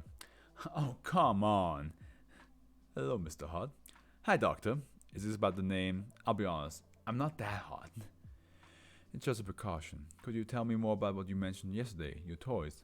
Oh, yes, indeed. The Entertainment products are fully tested, come with a lifetime guarantee, and are designed to enrich your child's imagination through fun exploration. You mentioned something about children fitting some requirement to receive toys. Could you elaborate? Well, you see, you can't just give this kind of craftsmanship to just anybody. You give this average kid a relativistic race car, he's gonna leave it on the shelf and go stare at the sun or something. No. We're looking for a higher caliber. Someone so imaginative, someone who really appreciates the work that goes into the stuff. All around great kid. What kind of work? What do you do at Entertainment? I mean, I don't want to go on about myself. This is about your kids, right? I need to know I can trust you as a source. Smart. I guess that's why you're a doctor and I'm just a mister. They call me a marketing consultant, but really I'm involved at every step of the process. How do you become so valued by the organization? Lots of hard work, I guess, I assure you. But at first, maybe luck. See, I was just a young guy, maybe 30 or so, but I got approached by this older guy in Entertainment who offered me a chance to get really involved in something special, you know. Didn't you say you knew one of him in college? Yeah, but anyways, I started working with him, and he wants someone who got the real good market sense, you know? He says, Hot, I'm full of so many ideas, but what do you choose? I don't have forever. That's why I need you to sharpen my knife, give us some focus. I've got just the thing to let you know, do that. So, I go on there, and when I come back, it's like zap! I just know what the ideas are gonna be hot all the time. And I work with him, and we're going like gangbusters, spreading like mad, me and him. And he says to me, my mind isn't what it used to be. Hot, let's hone your creative mind. We do it again, and suddenly I'm a powerhouse. I'll come to him like, Doc, I've got an idea. How about instead of playing with your food, you can have an intelligent conversation with your food? And I say that to him, and he said to me, Hot, you got the melon on your shoulders. And I say, well, thanks, boss. And he put a miniature melon on my shoulders, and we both laugh. It's a little joke, see? Well, was, until it started making headlines feel self-conscious. But we continued, unlike that, for, it was years. I helped with every endeavor. One year I thought, you know what kids love? Taking baths, or having imaginary friends, or laughing at jokes, or, well, we do have some weird years. And in my twilight years, I started some pet projects. One of the projects literally became a pet, actually. Like, the concept of it was animate. Got torched when it started biting fingers. But, boss, he said to me that he had a cool idea, and he told me about it. And I was just in love. So, he gave me this tattoo and told me my desk job days were complete. Actually, that I was complete. And that I needed to head out and start spreading the love so many underprivileged kids. Did you know 1 in 5 children live beneath the poverty line? To give you some entertainment, am I right? That was all about 7 years ago. And that's when you became Mr. Hot? I was always Mr. Hot, ma'am. Now, are you interested in my product or what? What kind of toy did you have in mind? I was thinking Dr. Entertainment's Carpal Critters. It's a virtual pet, right? But it's not in a computer. It lives inside your forearm. Some local anesthesia holds the whole thing out, and then it's your friend. It can read your bedtime stories, do your math homework, whole rigmarole. It's very understanding.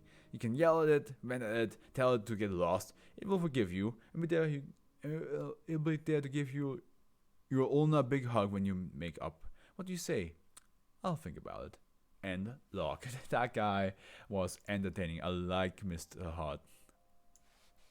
This is a guy that beams with confidence, and you just wish you could have. You know what? No, I actually. There we go, Mr. Hot. Okay, I'm gonna get myself something to drink.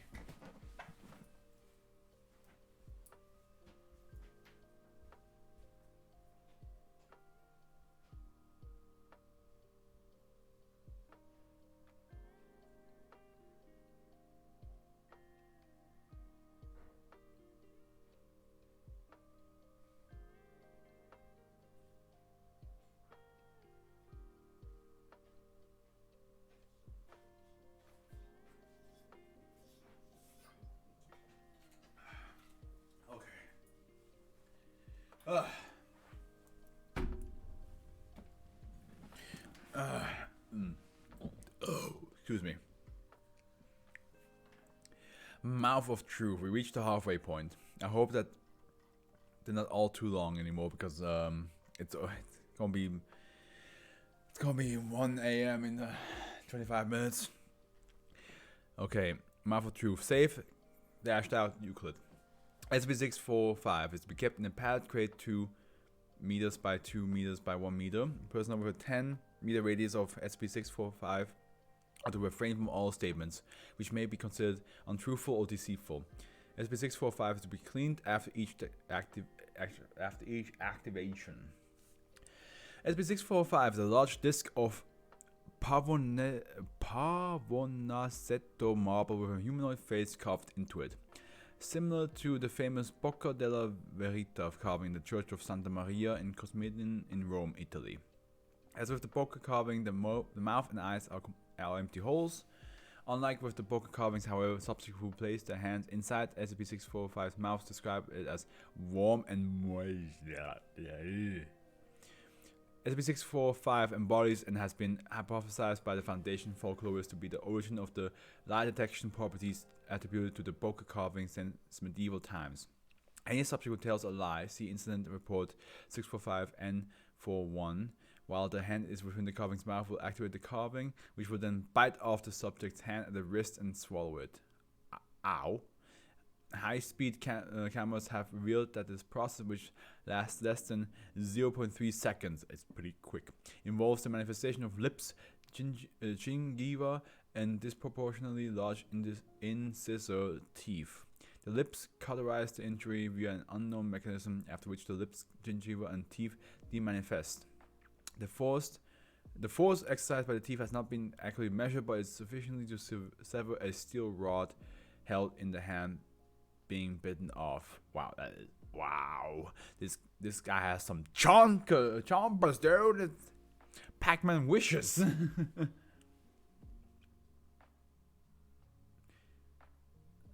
my god. Probes of SCP-645's mouth in its inert state have revealed that no esophagus, as such as the ultimate fate of the severed hands, is unknown. RFID tags implanted in the hands of D-class personnel have been unlocatable, and sonograms of SCP-645 indicate that it is solid Pavonazetto marble with no inclusions. Recovery. SCP-645 was discovered during routine archaeological excavation in blank Italy in 19 blank. The slab of marble bearing the carving was not attached to any building and had been bricked over. Archaeologists blank expressed their opinion that it seemed to have been deliberately buried. 48 hours after being discovered, SCP-645 mutilated a graduate student who had been participating in the excavation. Foundation agents in the Italian Ministry of Cultural Heritage and activities intercepted the injury reports and briefed the object. Oh my god, losing your whole hand. Incident report, here we go. On blank D45951 was enlisted for experiments to study both the criteria by which SCP-645 assesses statements as lies and the mechanism by which it severs hands. Unexpectedly, D45951 was able to deduce SCP-645's anomalous properties prior to testing, due to cultural knowledge of the properties folklorically attributed to poker carving. Consequently, D45951 disobeyed instructions as to how he should interact with SCP-645, which ultimately revealed further anomalous properties. Transcript of audio log. Insert your left hand into the carving's mouth. Good. Now say the phrase, "The sky is bright green." D45951. The sky is green. Is what the guy is trying to say. What was that? Why didn't it activate? Let's try another one. D45951. Say this. I have 6 fingers. This guy's what to say. I have 6 fingers. But I really don't. I don't. I definitely heard him that time. What do you think you're doing? Wait. I definitely heard him that time. What do you think you're doing? You're interfering with the experiment. There was a movie. What? In the movie, subsequently identified as Roman Holiday, 1953, Paramount Pictures starring Audrey Hepburn and Gregory Peck, there was a statue thing that looked like this one. And they said if you put your hand in it and lie, it bites your hand off. That's ridiculous. Are you going to comply with instructions, or do we have to get God involved? No, wait. Let's hear him out. No, wait. Let's hear him out. Surely intent matters. Do you want me to? You know, that's actually a very good. At this point, D45951 removes his hand from SB645's mouth. Hey, give me your hand and God, hold his arm. Keep his hand in his mouth. D45951's hand is forcibly reinserted into SB645's mouth.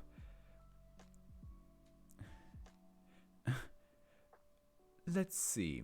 Where were we? Oh yes. What was this movie about? Plot synopsis omitted? Well, we have someone look that up. Thank you for the information. But honestly, you know the difference between movies and real life, don't you? Do you really think the carving will bite your hand off just because some guy in the movie told a story about it? You even said that the guy in the movie was lying about it, right? I don't know. Look. I wouldn't believed. I mean, I don't think I would have believed it. But before I came here and saw all the weird shit you guys got here, all the monsters and shit. But now I've seen it all. It made me think maybe it. I mean, that's how I'm explaining it right now. It didn't all go through my head word for word right then. But you know, people. I mean, a lot of people. Maybe not everybody in the world. I don't know. A lot of people are like that. What's the question? I kind of lost track. Only kind of. I mean, we're still talking about the statue, right? Yes. Do you think just because of the movie that the statue will? Oh, right. Yeah. Well, I don't know for sure, but I'm thinking that that maybe it will because of a bunch of stuff. Like part of it is that movie that I saw part on TV at least one time, and I thought it was just a lot of crap. I mean, looking back at what I was thinking back then, I guess I didn't really believe it because it was just something I thought it was something just in the movie, and stuff in movies isn't real. I mean, a lot of stuff in movies isn't really real, not like real life is, or at least that's what I'm always thought. Except not, I was like, oh god, please don't bite my hand off. Yeah, he's trying so hard to like say things, but not say things like, yeah, I'm saying like things in movies aren't real because that could bite your hand off, or saying like I watched it one time, and then you're like, wait, it could have been I watched it more. So he's at least one time. So interesting. Let's see what we had on the list. Oh yes, D45951. What's your name? That's kind of complicated. I mean, the question isn't complicated, but the answer is it's kind of complicated. Like, name it that everybody called me. Well, now everybody like, not everybody in the world, but people in my life, a lot of the people in my life, they called me Redacted. But when I was born, my name was, like a little while after I was born, my parents said my name was Redacted. So that could be my name too, sort of. And you guys call me D45951, or that's what you've been calling me, or maybe it'll change your mindset. I don't know, it's up to you, I guess.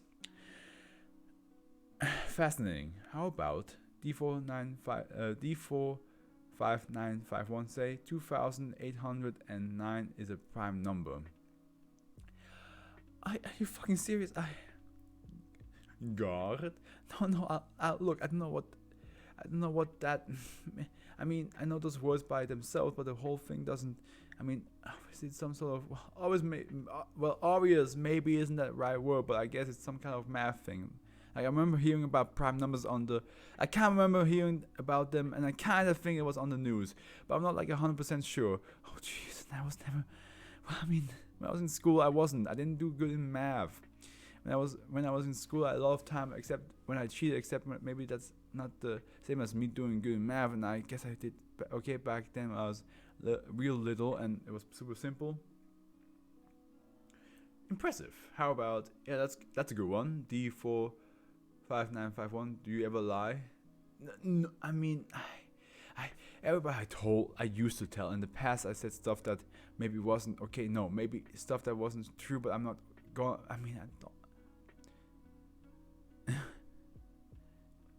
don't think I'm going. Right now, with my hand stuck in this thing, in my mouth, in the thing's mouth, I'm trying real hard to not say anything that's not super absolutely true. Wow, you're really scared, aren't you?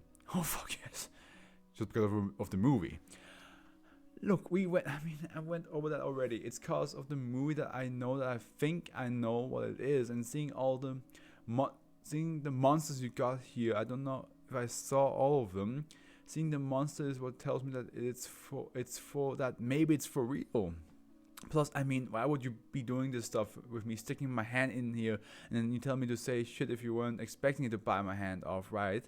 Why else would I have this guy holding my arm, so I probably can't pull my hand out. He has a point. Oh, don't go feel sorry for him. D456951. Do you deserve this? What? This, that we're treating you, being D-class person, do you deserve it? You don't have to yell at me. Did you commit the crimes you were convicted of committing? Yes or no? Look, the fucking cop was self-defense, okay? Her or me, right?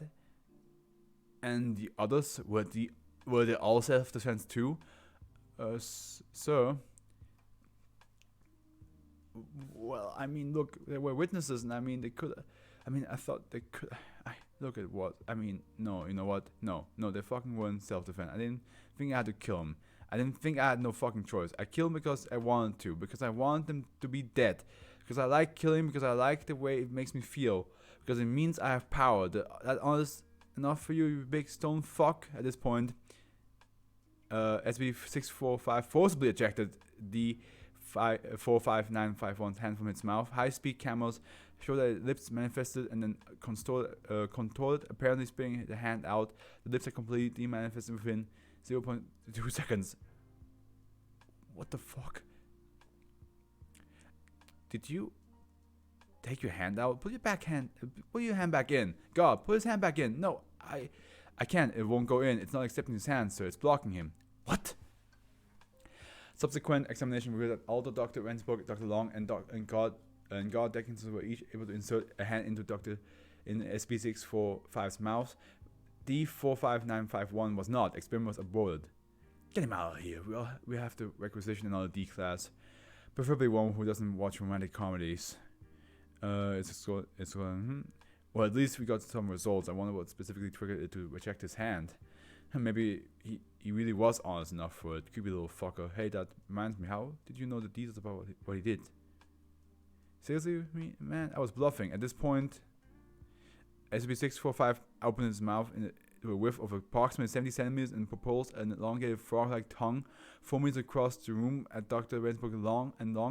The tongue coiled around Dr. Rensburg's right wrist and severed his hand, then retracted, colliding with Dr. Long and breaking his left shoulder in the process. The tongue had fully returned to the mouth, and the mouth had returned to its normal size. Within 0.7 seconds, both doctors survived as a result of prompt medical attention. However, Dr. Rensburg's hand was too badly damaged to be reattached. He was right. Oh my god. This was such a insane back and forth. I love it.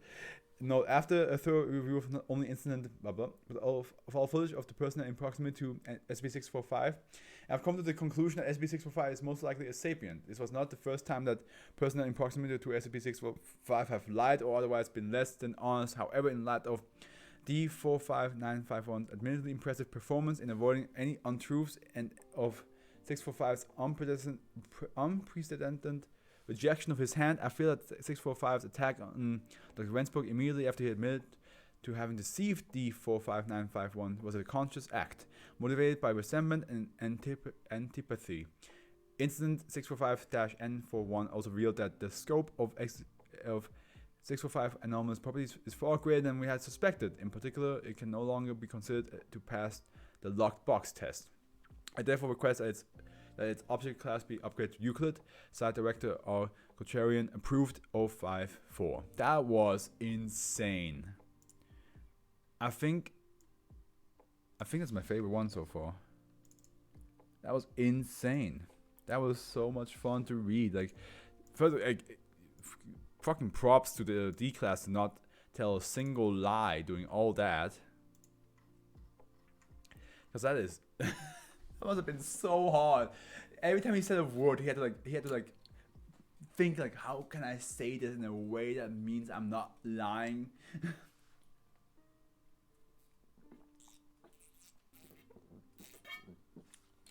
Crazy, mad lad, absolute mad lad. But I do like that.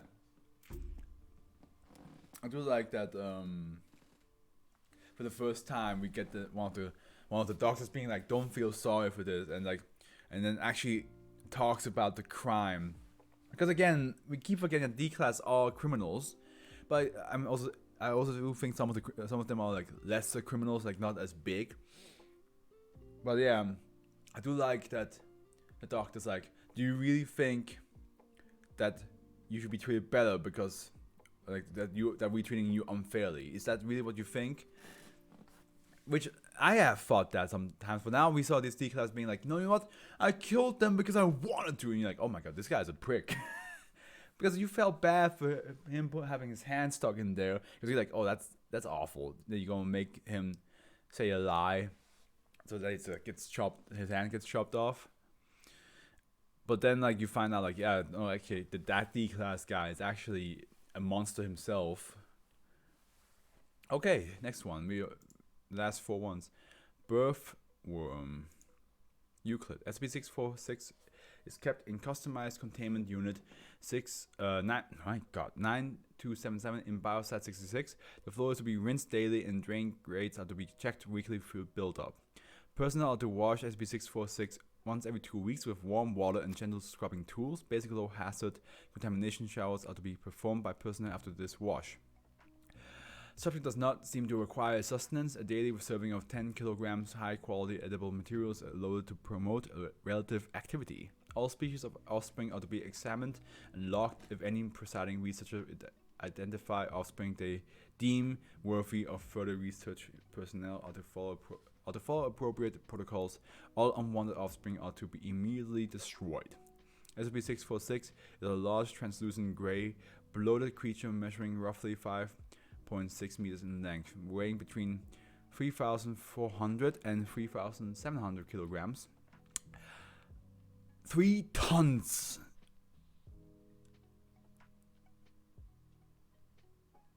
It's 5.6 meters in length, weighs 3 tons.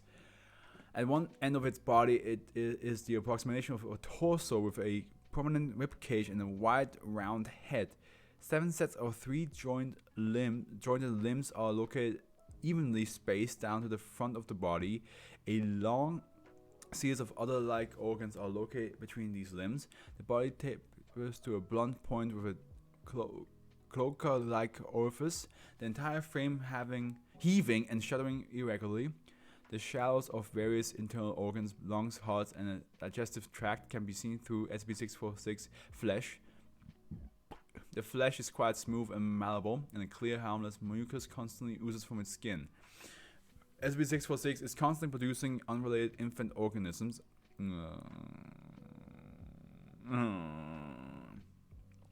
For the purpose of this document, SCP-646 is in a state of giving birth. When one infant creature has been born, another will appear within SCP-646, and the birthing process will begin again. Births do not seem to cause it any discomfort, and all offspring are completely unremarkable apart from their anomalous origin. Interestingly, oviparous animals such as birds and fish are born whole, outside of an egg. There is no logical order behind what species of animal will be born next. It seems that absolutely any multicellular animal that has ever existed on Earth can be birthed by SCP-646. That also means saber-toothed tigers and mammoths and T-Rexes and pterodactyls can be birthed again. That's wild. It is unknown of how SCP-646 is producing these infants at this time, as there is no gestation period between births. The current intake of material by SCP-646 cannot account for the mass of the infant animals or its constant slime discharge. Research is pending. SCP-646 shows no sign of sapience and it's mostly docile unless actively provoked. And here we have probably some... All offsprings are destroyed unless otherwise stated. Okay, here we go. Species. Crotalus atrox. Wow, it gives birth pretty fast, doesn't it? Oh, it gives birth to grey wolves, dude. W. Diamondback rattlesnake, grey wolf, common barn owl, boa constrictor, unknown species of anglerfish female, no match to any species on record. That means it might be extinct, or people haven't found this one yet. Unknown animal, 10 centimeters cubed body, legs 4 meters long. Retained for study, deceased internal collapse. Holy mammoth, retained for study, genetic material collected for SCP-2082 research. Common chimpanzee, dinosaur, retained for studies. European badger stillborn. Unknown aquatic invertebrate, terminated immediately by present personnel. Lion male. Trilobite unknown, retained for study. White-nosed coati, North Pacific right whale, unidentified purple gelatinous mass, no match to any species on what the fuck? Giraffe, common raven, taken for use in ongoing SCP-1505 research. Common carp, unknown bird, possibly Forus racidae, retained for study since deceased. Unknown Upterite, retained for study since deceased. Unknown mammal, possibly stillborn. Data expunged, all of it. Unknown Dromaeosauride, retained for study. Human female. Unknown retained for study. Unknown Blastoderm, possibly Dunkleosteus, stillborn. 3-horned chameleon, gar. Unknown fish, unique jaw structure, no match to any species on record. Drill, unknown terrestrial invertebrate, no match to him. Fish eating bat. Puppy, possibly beagle, unknown humanid, retained for study, deceased, unknown curved nautiloid, no match for any species, unknown gull, black rat, and Irish elk retained for study. Okay, that's pretty dope. The idea of first sounded disgusting, but then I was like, oh, it just gives birth to animals. That's not too weird. I think that's pretty dope, honestly. Okay. Last 3 ones. Hungry box, please be short. Thank you. Euclid. SB647 is contained in a standard 3x3 meter, 3 meter squared biological holding cell. SB647 is to be monitored continuously via video feed. Once per week, a dead, less than 2 days, or fully thawed, cryogenetically preserved human body or animal bodies of at least 45 kilograms is to be placed into SB647. What was it? This was called Hungry Box. Yeah. Following the completion of SB647's digestive cycle, the enclosure is to be cleaned by D-class personnel. Feeding and cleaning to be supervised by a level 2 staff member. Any changes in behavior, see document 647 FBL, are to be recorded in document 647 FBL and reported to the HMCL supervisor on duty. Description: SB647, when observed via video feed, is a cardboard box approximately sized for a 35 centimeter CRT type television. When a live human being, hereafter subject, is within 1.5 meter of the object, SCP-647 will change its dimensions such that the subject can fit inside easily.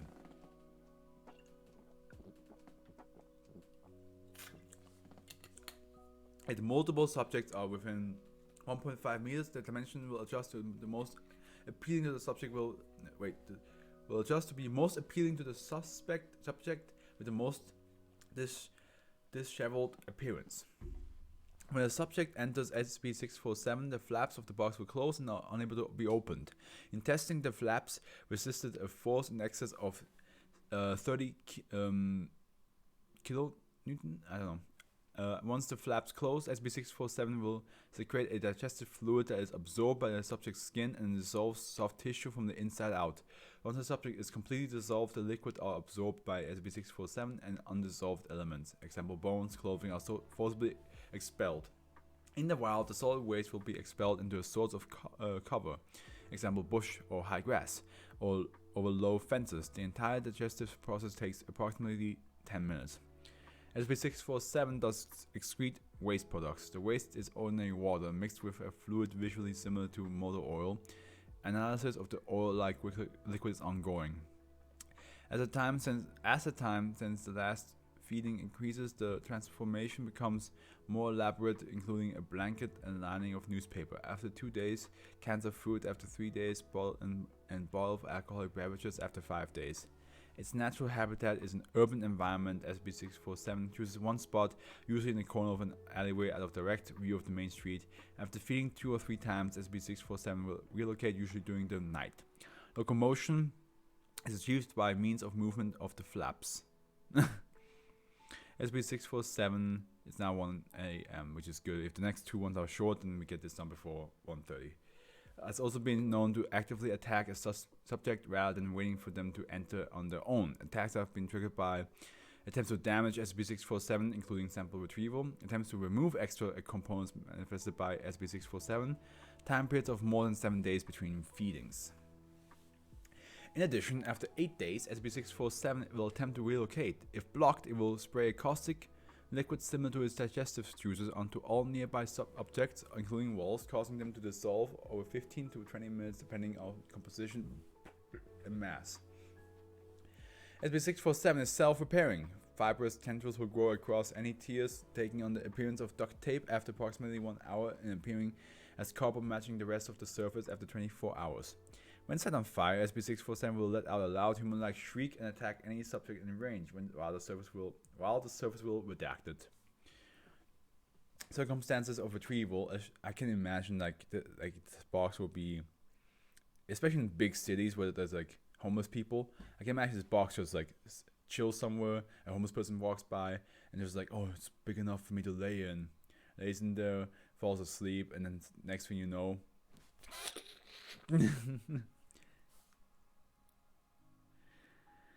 A sharp decline in the number of indigent persons with no correlation increases of admissions to homeless shelters in. Yeah, I fucking knew it. in Redacted was known by routine data mining. Agents were dispatched to investigate. After 10-day search, agents located the source of the decline. SB647 as it was feeding in a drainage culvert. Document 647 FBL excerpts. Blank blank 19 blank. One dead human body. TOD. Time of death. Plus 12 hours placed within SB647. Corpse consumed without incident. 60 dead lab rats. Total mass 50 kilograms. Time of death, plus 12 hours to 24 hours, plus 12 to 24 hours placed within SB647. Corpses consumed without incident. 55 kilograms of ground beef placed within SB647. SB647 attacked object within room with caustic fluids. Similar test with multiples of a single body part. Headless rats and headless cadavers produced by similar aggressive behavior. It appears that SB647 needs to process a complete organism but does not object to a corpse less than 2 days old. Dr. Redacted. Ooh, this box, you know. Sometimes people, when they're hungry, they get angry. This box is one of them.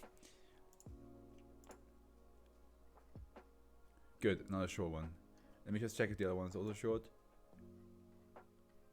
Yeah. Yes, nice. Okay, the Labyrinth. Euclid. As SB64, that means I get it done by like 1:15 at best. Cannot be moved. It's contained on site under the cover of a secondary entrance and it's closed indefinitely for maintenance. At least 2 armed undercover guards disguised as side workers must be on duty at all times, and any individual attempting to gain access to SCP-648 must be detained for questioning. Exploration of experimentation within SCP-648 may only be performed with prior permission from at least 1 Level 4 personnel. Description: SCP-648 is a hidden entrance of the blank blank hedge maze near data expunged. Although no official record of this entrance exists, evidence suggests that SCP-648 was incorporated into the hedge maze shortly after its construction. When subjects enter the maze via SCP-648, they are displaced to what appears to be an extra-dimensional space separate from the real maze. So far, several anomalous properties have been observed. That is, if you already suck at solving mazes, I mean, I assume there's no exit of this thing. It's a different dimension, right? Ugh.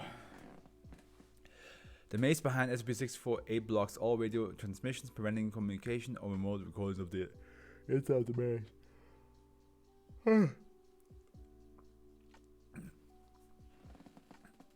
Oh my god. The maze behind SCP-648 has a size inconsistent with the blank blank hedge maze. Manned exploration attempts have explored over 14 square kilometers of maze without reaching any exit or hedge to the maze. The topography and layout of the alternate maze occasionally shifts, with the time between each shift completely unpredictable. The lower time limit of these shifts is approximately 5 days, and the maze has lasted for as long as 50 days without noticeable shifting. These shifts can cut off exits from the maze, trapping personnel inside. The maze is a perpetual state of twilight with no discernible sun, moon, stars, or other celestial references. The maze is also shrouded with a constant fog that reduces visibility to less than 10 to 20 meters. Wow.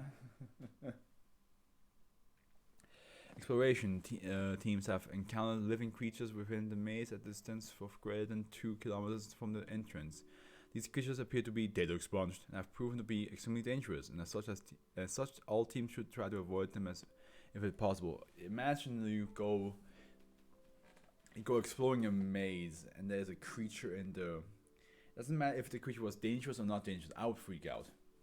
The moment I see somebody in a maze that's supernatural, is a different dimension, and like I've been traveling around for like hours or even days sometimes.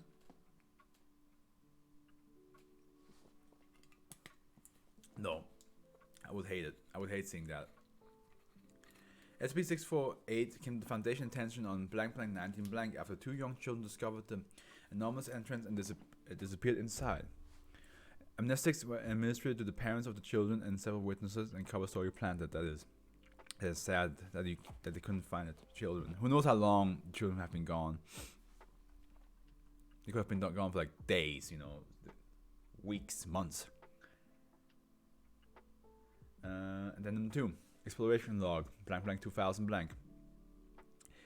An attempt to scale the wall of the maze was made using Class D personnel, although extremely difficult due to the anomalous slipperiness of the wall in the presence of the thorns and data expunge. Subject D6443 was finally able to scale a wall after being attached to a high-strength tether with over 500 meters of line. Experiment team noted that the voice of D6443 was extremely muffled and distant, despite being no more than approximately 2 meters away from the team. D6443 was instructed to explore the immediate area and try to find a connecting passage. After approximately 80 minutes and over 250 meters of the line played out, the line suddenly went taut and immediately slackened. When retracted, the line was found cleanly severed and no trace of D6443 was ever found. It must have been one of the creatures. Further attempts to scale the walls of the maze have been suspended, pending investigation into possible inconsistent spatial properties. Addendum 3. Incident log. Blank blank 2000 blank. During a manned exploration attempt, Agent blank M blank was encountered who had been lost to an unexpected shift during a previous attempts nearly blank months ago. Agent blank M was disheveled, extremely gaunt, and his equipment and clothing were missing or in tatters. The agent screamed, "You aren't real, none of you are real," at the exploration team before running deeper within the maze. Team attempted to pursue the agent for approximately 20 minutes before calling off the search and returning. Wow. This is like the... Which one was it from the previous reading?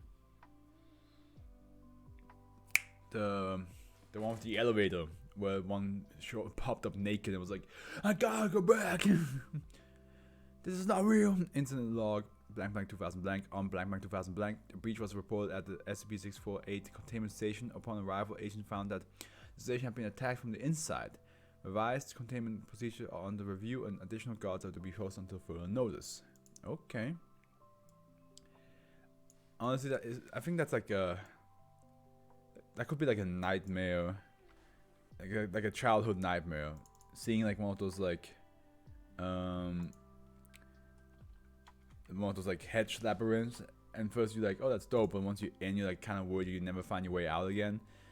That sounds like that kind of like that's where the inspiration came from.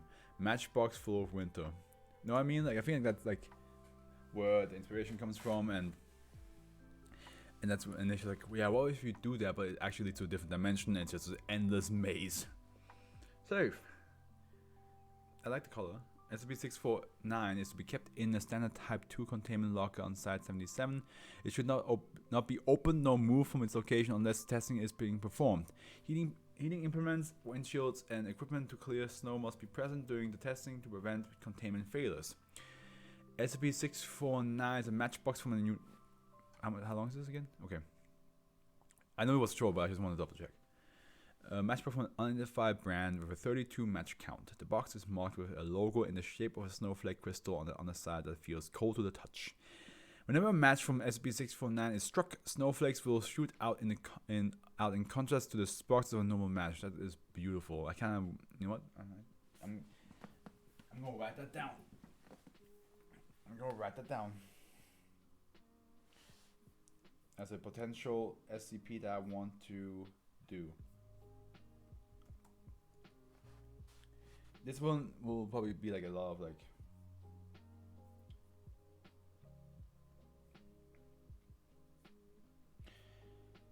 I'm not sure about if I want this one to be a part of the series I'm planning, or if this should be like an animated short, you know?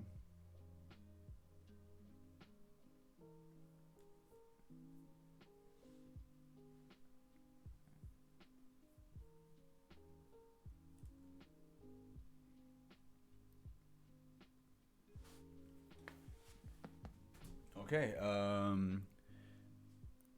striking a match does not allow it to consume or alter it. Once struck, the head will show visible crystallization in the main anomalous properties of SCP-649 will manifest. This can also be achieved by leaving SCP-649 open for more than 15 minutes. Upon manifestation, the surrounding of SCP-649 will experience a sudden drop in temperature, which will continue to decrease over time. Subsequently, strong winds will develop Research confirmed that these winds are able to occur indoors. When the temperature in the area matches 0 degrees Celsius, large amounts of snow and sleet will continuously form in a circular area around SB649. The radius of this area has been observed to increase 15 miles per hour with a maximum of 1 kilometer. Closing the lid of SB649 caused the expansion to halt and surroundings to revert to their pre-exposure conditions. If left open for an indefinite amount of time, the conditions will stabilize at minus 30 degrees Celsius when the entire radius is covered in 3 meters of snow. Due to the high amount of ice formed by the frozen sleet at these temperatures and the winds, this can cause snowslides or even avalanches or on uneven terrain. This Arctic climate will keep itself intact until SB649 is closed. While not identical to the effect of SB649 on its surroundings work is similar to the effect of SB2082. A request for further comparative research is still pending. Discovery. On 1987 419, Foundation agents reported on seasonal blizzards in blank, West Virginia. After an investigation, SB649 was identified as the origin of the blizzard. On 1987 422, SB649 was recovered at the center of the storm. Local citizens that saw the sudden change in weather conditions were administered Class C amnestics. A cover story blaming the winter conditions on changes in local weather fronts caused by global warming was disseminated. Addendum A. Experiment logs. Experiment 1. Description. SB649 was left open in a testing chamber and one D-class personnel, D1226, was asked to interact with SB649. Results. D1226 was very and asked if he could get answers on some basic questions before interacting with the anomaly. Due to his generally cooperative behavior in the past experiments, his request was granted. After the 15-minute mark of opening, SB649 passed, temperature dropped, and D1226 began to shiver. D1226 took this as a cue to begin the experiment. D1226 took SB649 and tried to light a match to warm his hands. When the match did not light, he tried 4 more times before attempting to do the same with the other matches. Every time a match was struck, the conditions in the testing room became more severe. 6 minutes after manifestation, D1226 visibly appeared confused, had trouble breathing, and dropped SB649. 8 minutes after manifestation, D1226 began to show signs of delirium before beginning to drift in and out of conscious. He murmured about how it was a beautiful winter evening. 10 minutes after manifestation, D1226 was ordered to close. SB649 failed to do so and passed out. Foundation agents rushed in and contained SB649. D1226 was carried to the medical wing for treatment of frostbite and hypothermia. I mean, you should have probably closed that way beforehand, because like if he was already like in 8 minutes in going like, then maybe you should have like be like, okay, close it.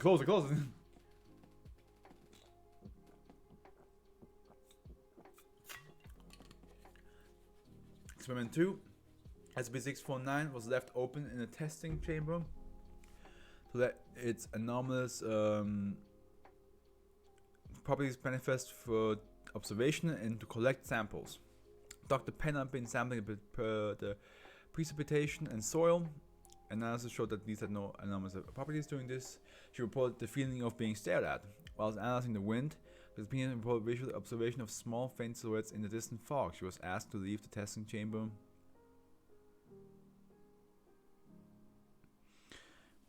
For medical check before continuing. Upon return, Dr. Penn was hit by a snowball. Giggling children can be heard on the record of experiment. Oh, that is creepy. 3 D-class personnel in adjusted clothing was brought in order to travel to the other end of the room and back and report the possible change in weather conditions or other things that stood out. After 20 minutes without a successful return or response, the experiment came to a halt. SB649 was closed and recontained following standard protocols. Upon reviewing video footage, 1 D-class can be seen engaging in a snowball fight with small figures around the 4-7 timestamp. It then began to fade away into the fog before traversing through the walls of the testing chamber and disappear in the seemingly endless blizzard. No D-class personnel have been recovered. All testing with D-class personnel has been suspended. Oh boy. Matchbox full of winter.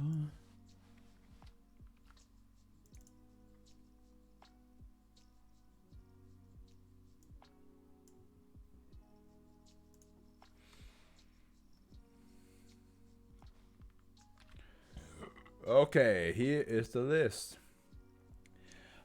We got it done.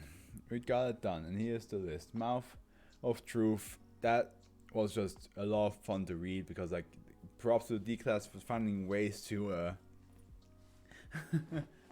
to basically bullshit his way through the whole procedure, and then not even only that, but at the end, the ones who the Foundation agents who treated him the way they treated him, even though it was deserved. He was a mass murderer.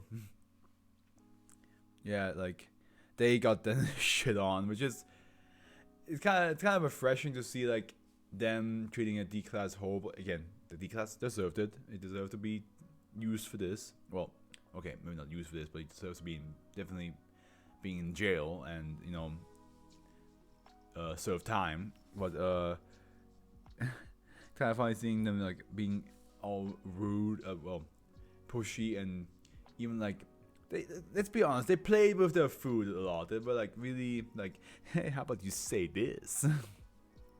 Delicious chocolate. I know that one had a lower rating, but honestly, the story was really interesting. It didn't fully explain what happened to Evil Brevin. We can only see that she went there as well and then got killed or something like that, or I don't know.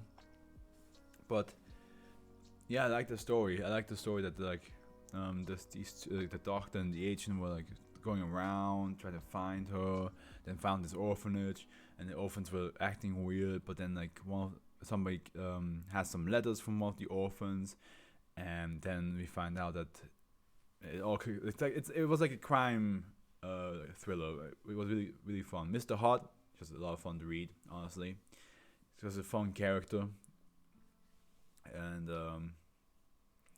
it was very simple but fun. Lucent Beams, it is taking a childhood, or even nowadays, like, sometimes if the sun shines at a certain area on the floor, I would just lay down there and just let it bask on my face. But then imagining that, but then actually my face is then being melted or, like, burned away, is just gruesome. Birthworm, at first I was like, can I actually see how, what like, fan art of this? Did somebody do fan art of Birthworm?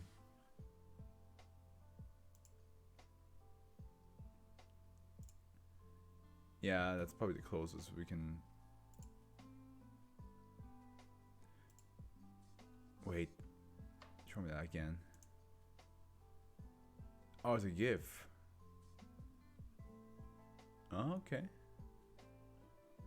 Yeah, kind of nasty, but I mean, it's just giving birth to animals. That's all it does.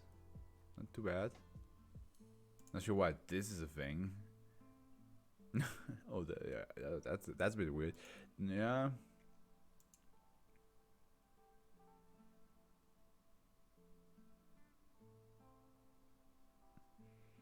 Okay. Yeah. First, like, it's a disgusting giant worm thing, but the fact that it's just giving birth to animals is kind of dope. Matchbox Full of Winter, I really liked the visual. I had, like, this whole, like, animated short idea in my head for that. Hot Springs, just there's a lot of, like, memes for that one.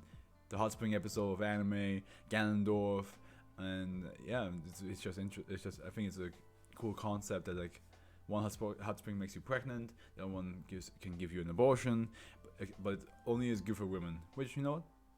Nice. Hungry Box, yeah. I can see how that is, like. First of all, the fact that it can scream like a human when you attack it is already, like, freaky enough. But the fact that, like, it resizes itself so you can fit perfectly, it sounds. It's like basically your own personal coffin. You're not dead yet. You're about to die inside. The Pacifier, childhood memories for me, and yeah, it's just. I think this is a lot of fun. How many layers there are. The Labyrinth seems like a good way of taking the fear of, like, what if I ever end up in a haze in a bush maze, plant maze, and I actually get lost in it, but now take that fear and make it so that it's a different dimension and there are creatures roaming around. Feels like a survival horror game where you just go into like a place and next sometimes something just pops out on the corner and you're like, oh shit. But yeah, okay, we're done. I now have to put this on YouTube. Oh boy. I thank you guys so much for watching and listening to me. Tomorrow we're gonna do the 650s. Yeah. Okay. I'm tired. I'm gonna end it right here. The Afro's with you guys. Enjoy your day. Whatever you have to do, just enjoy as much as you can.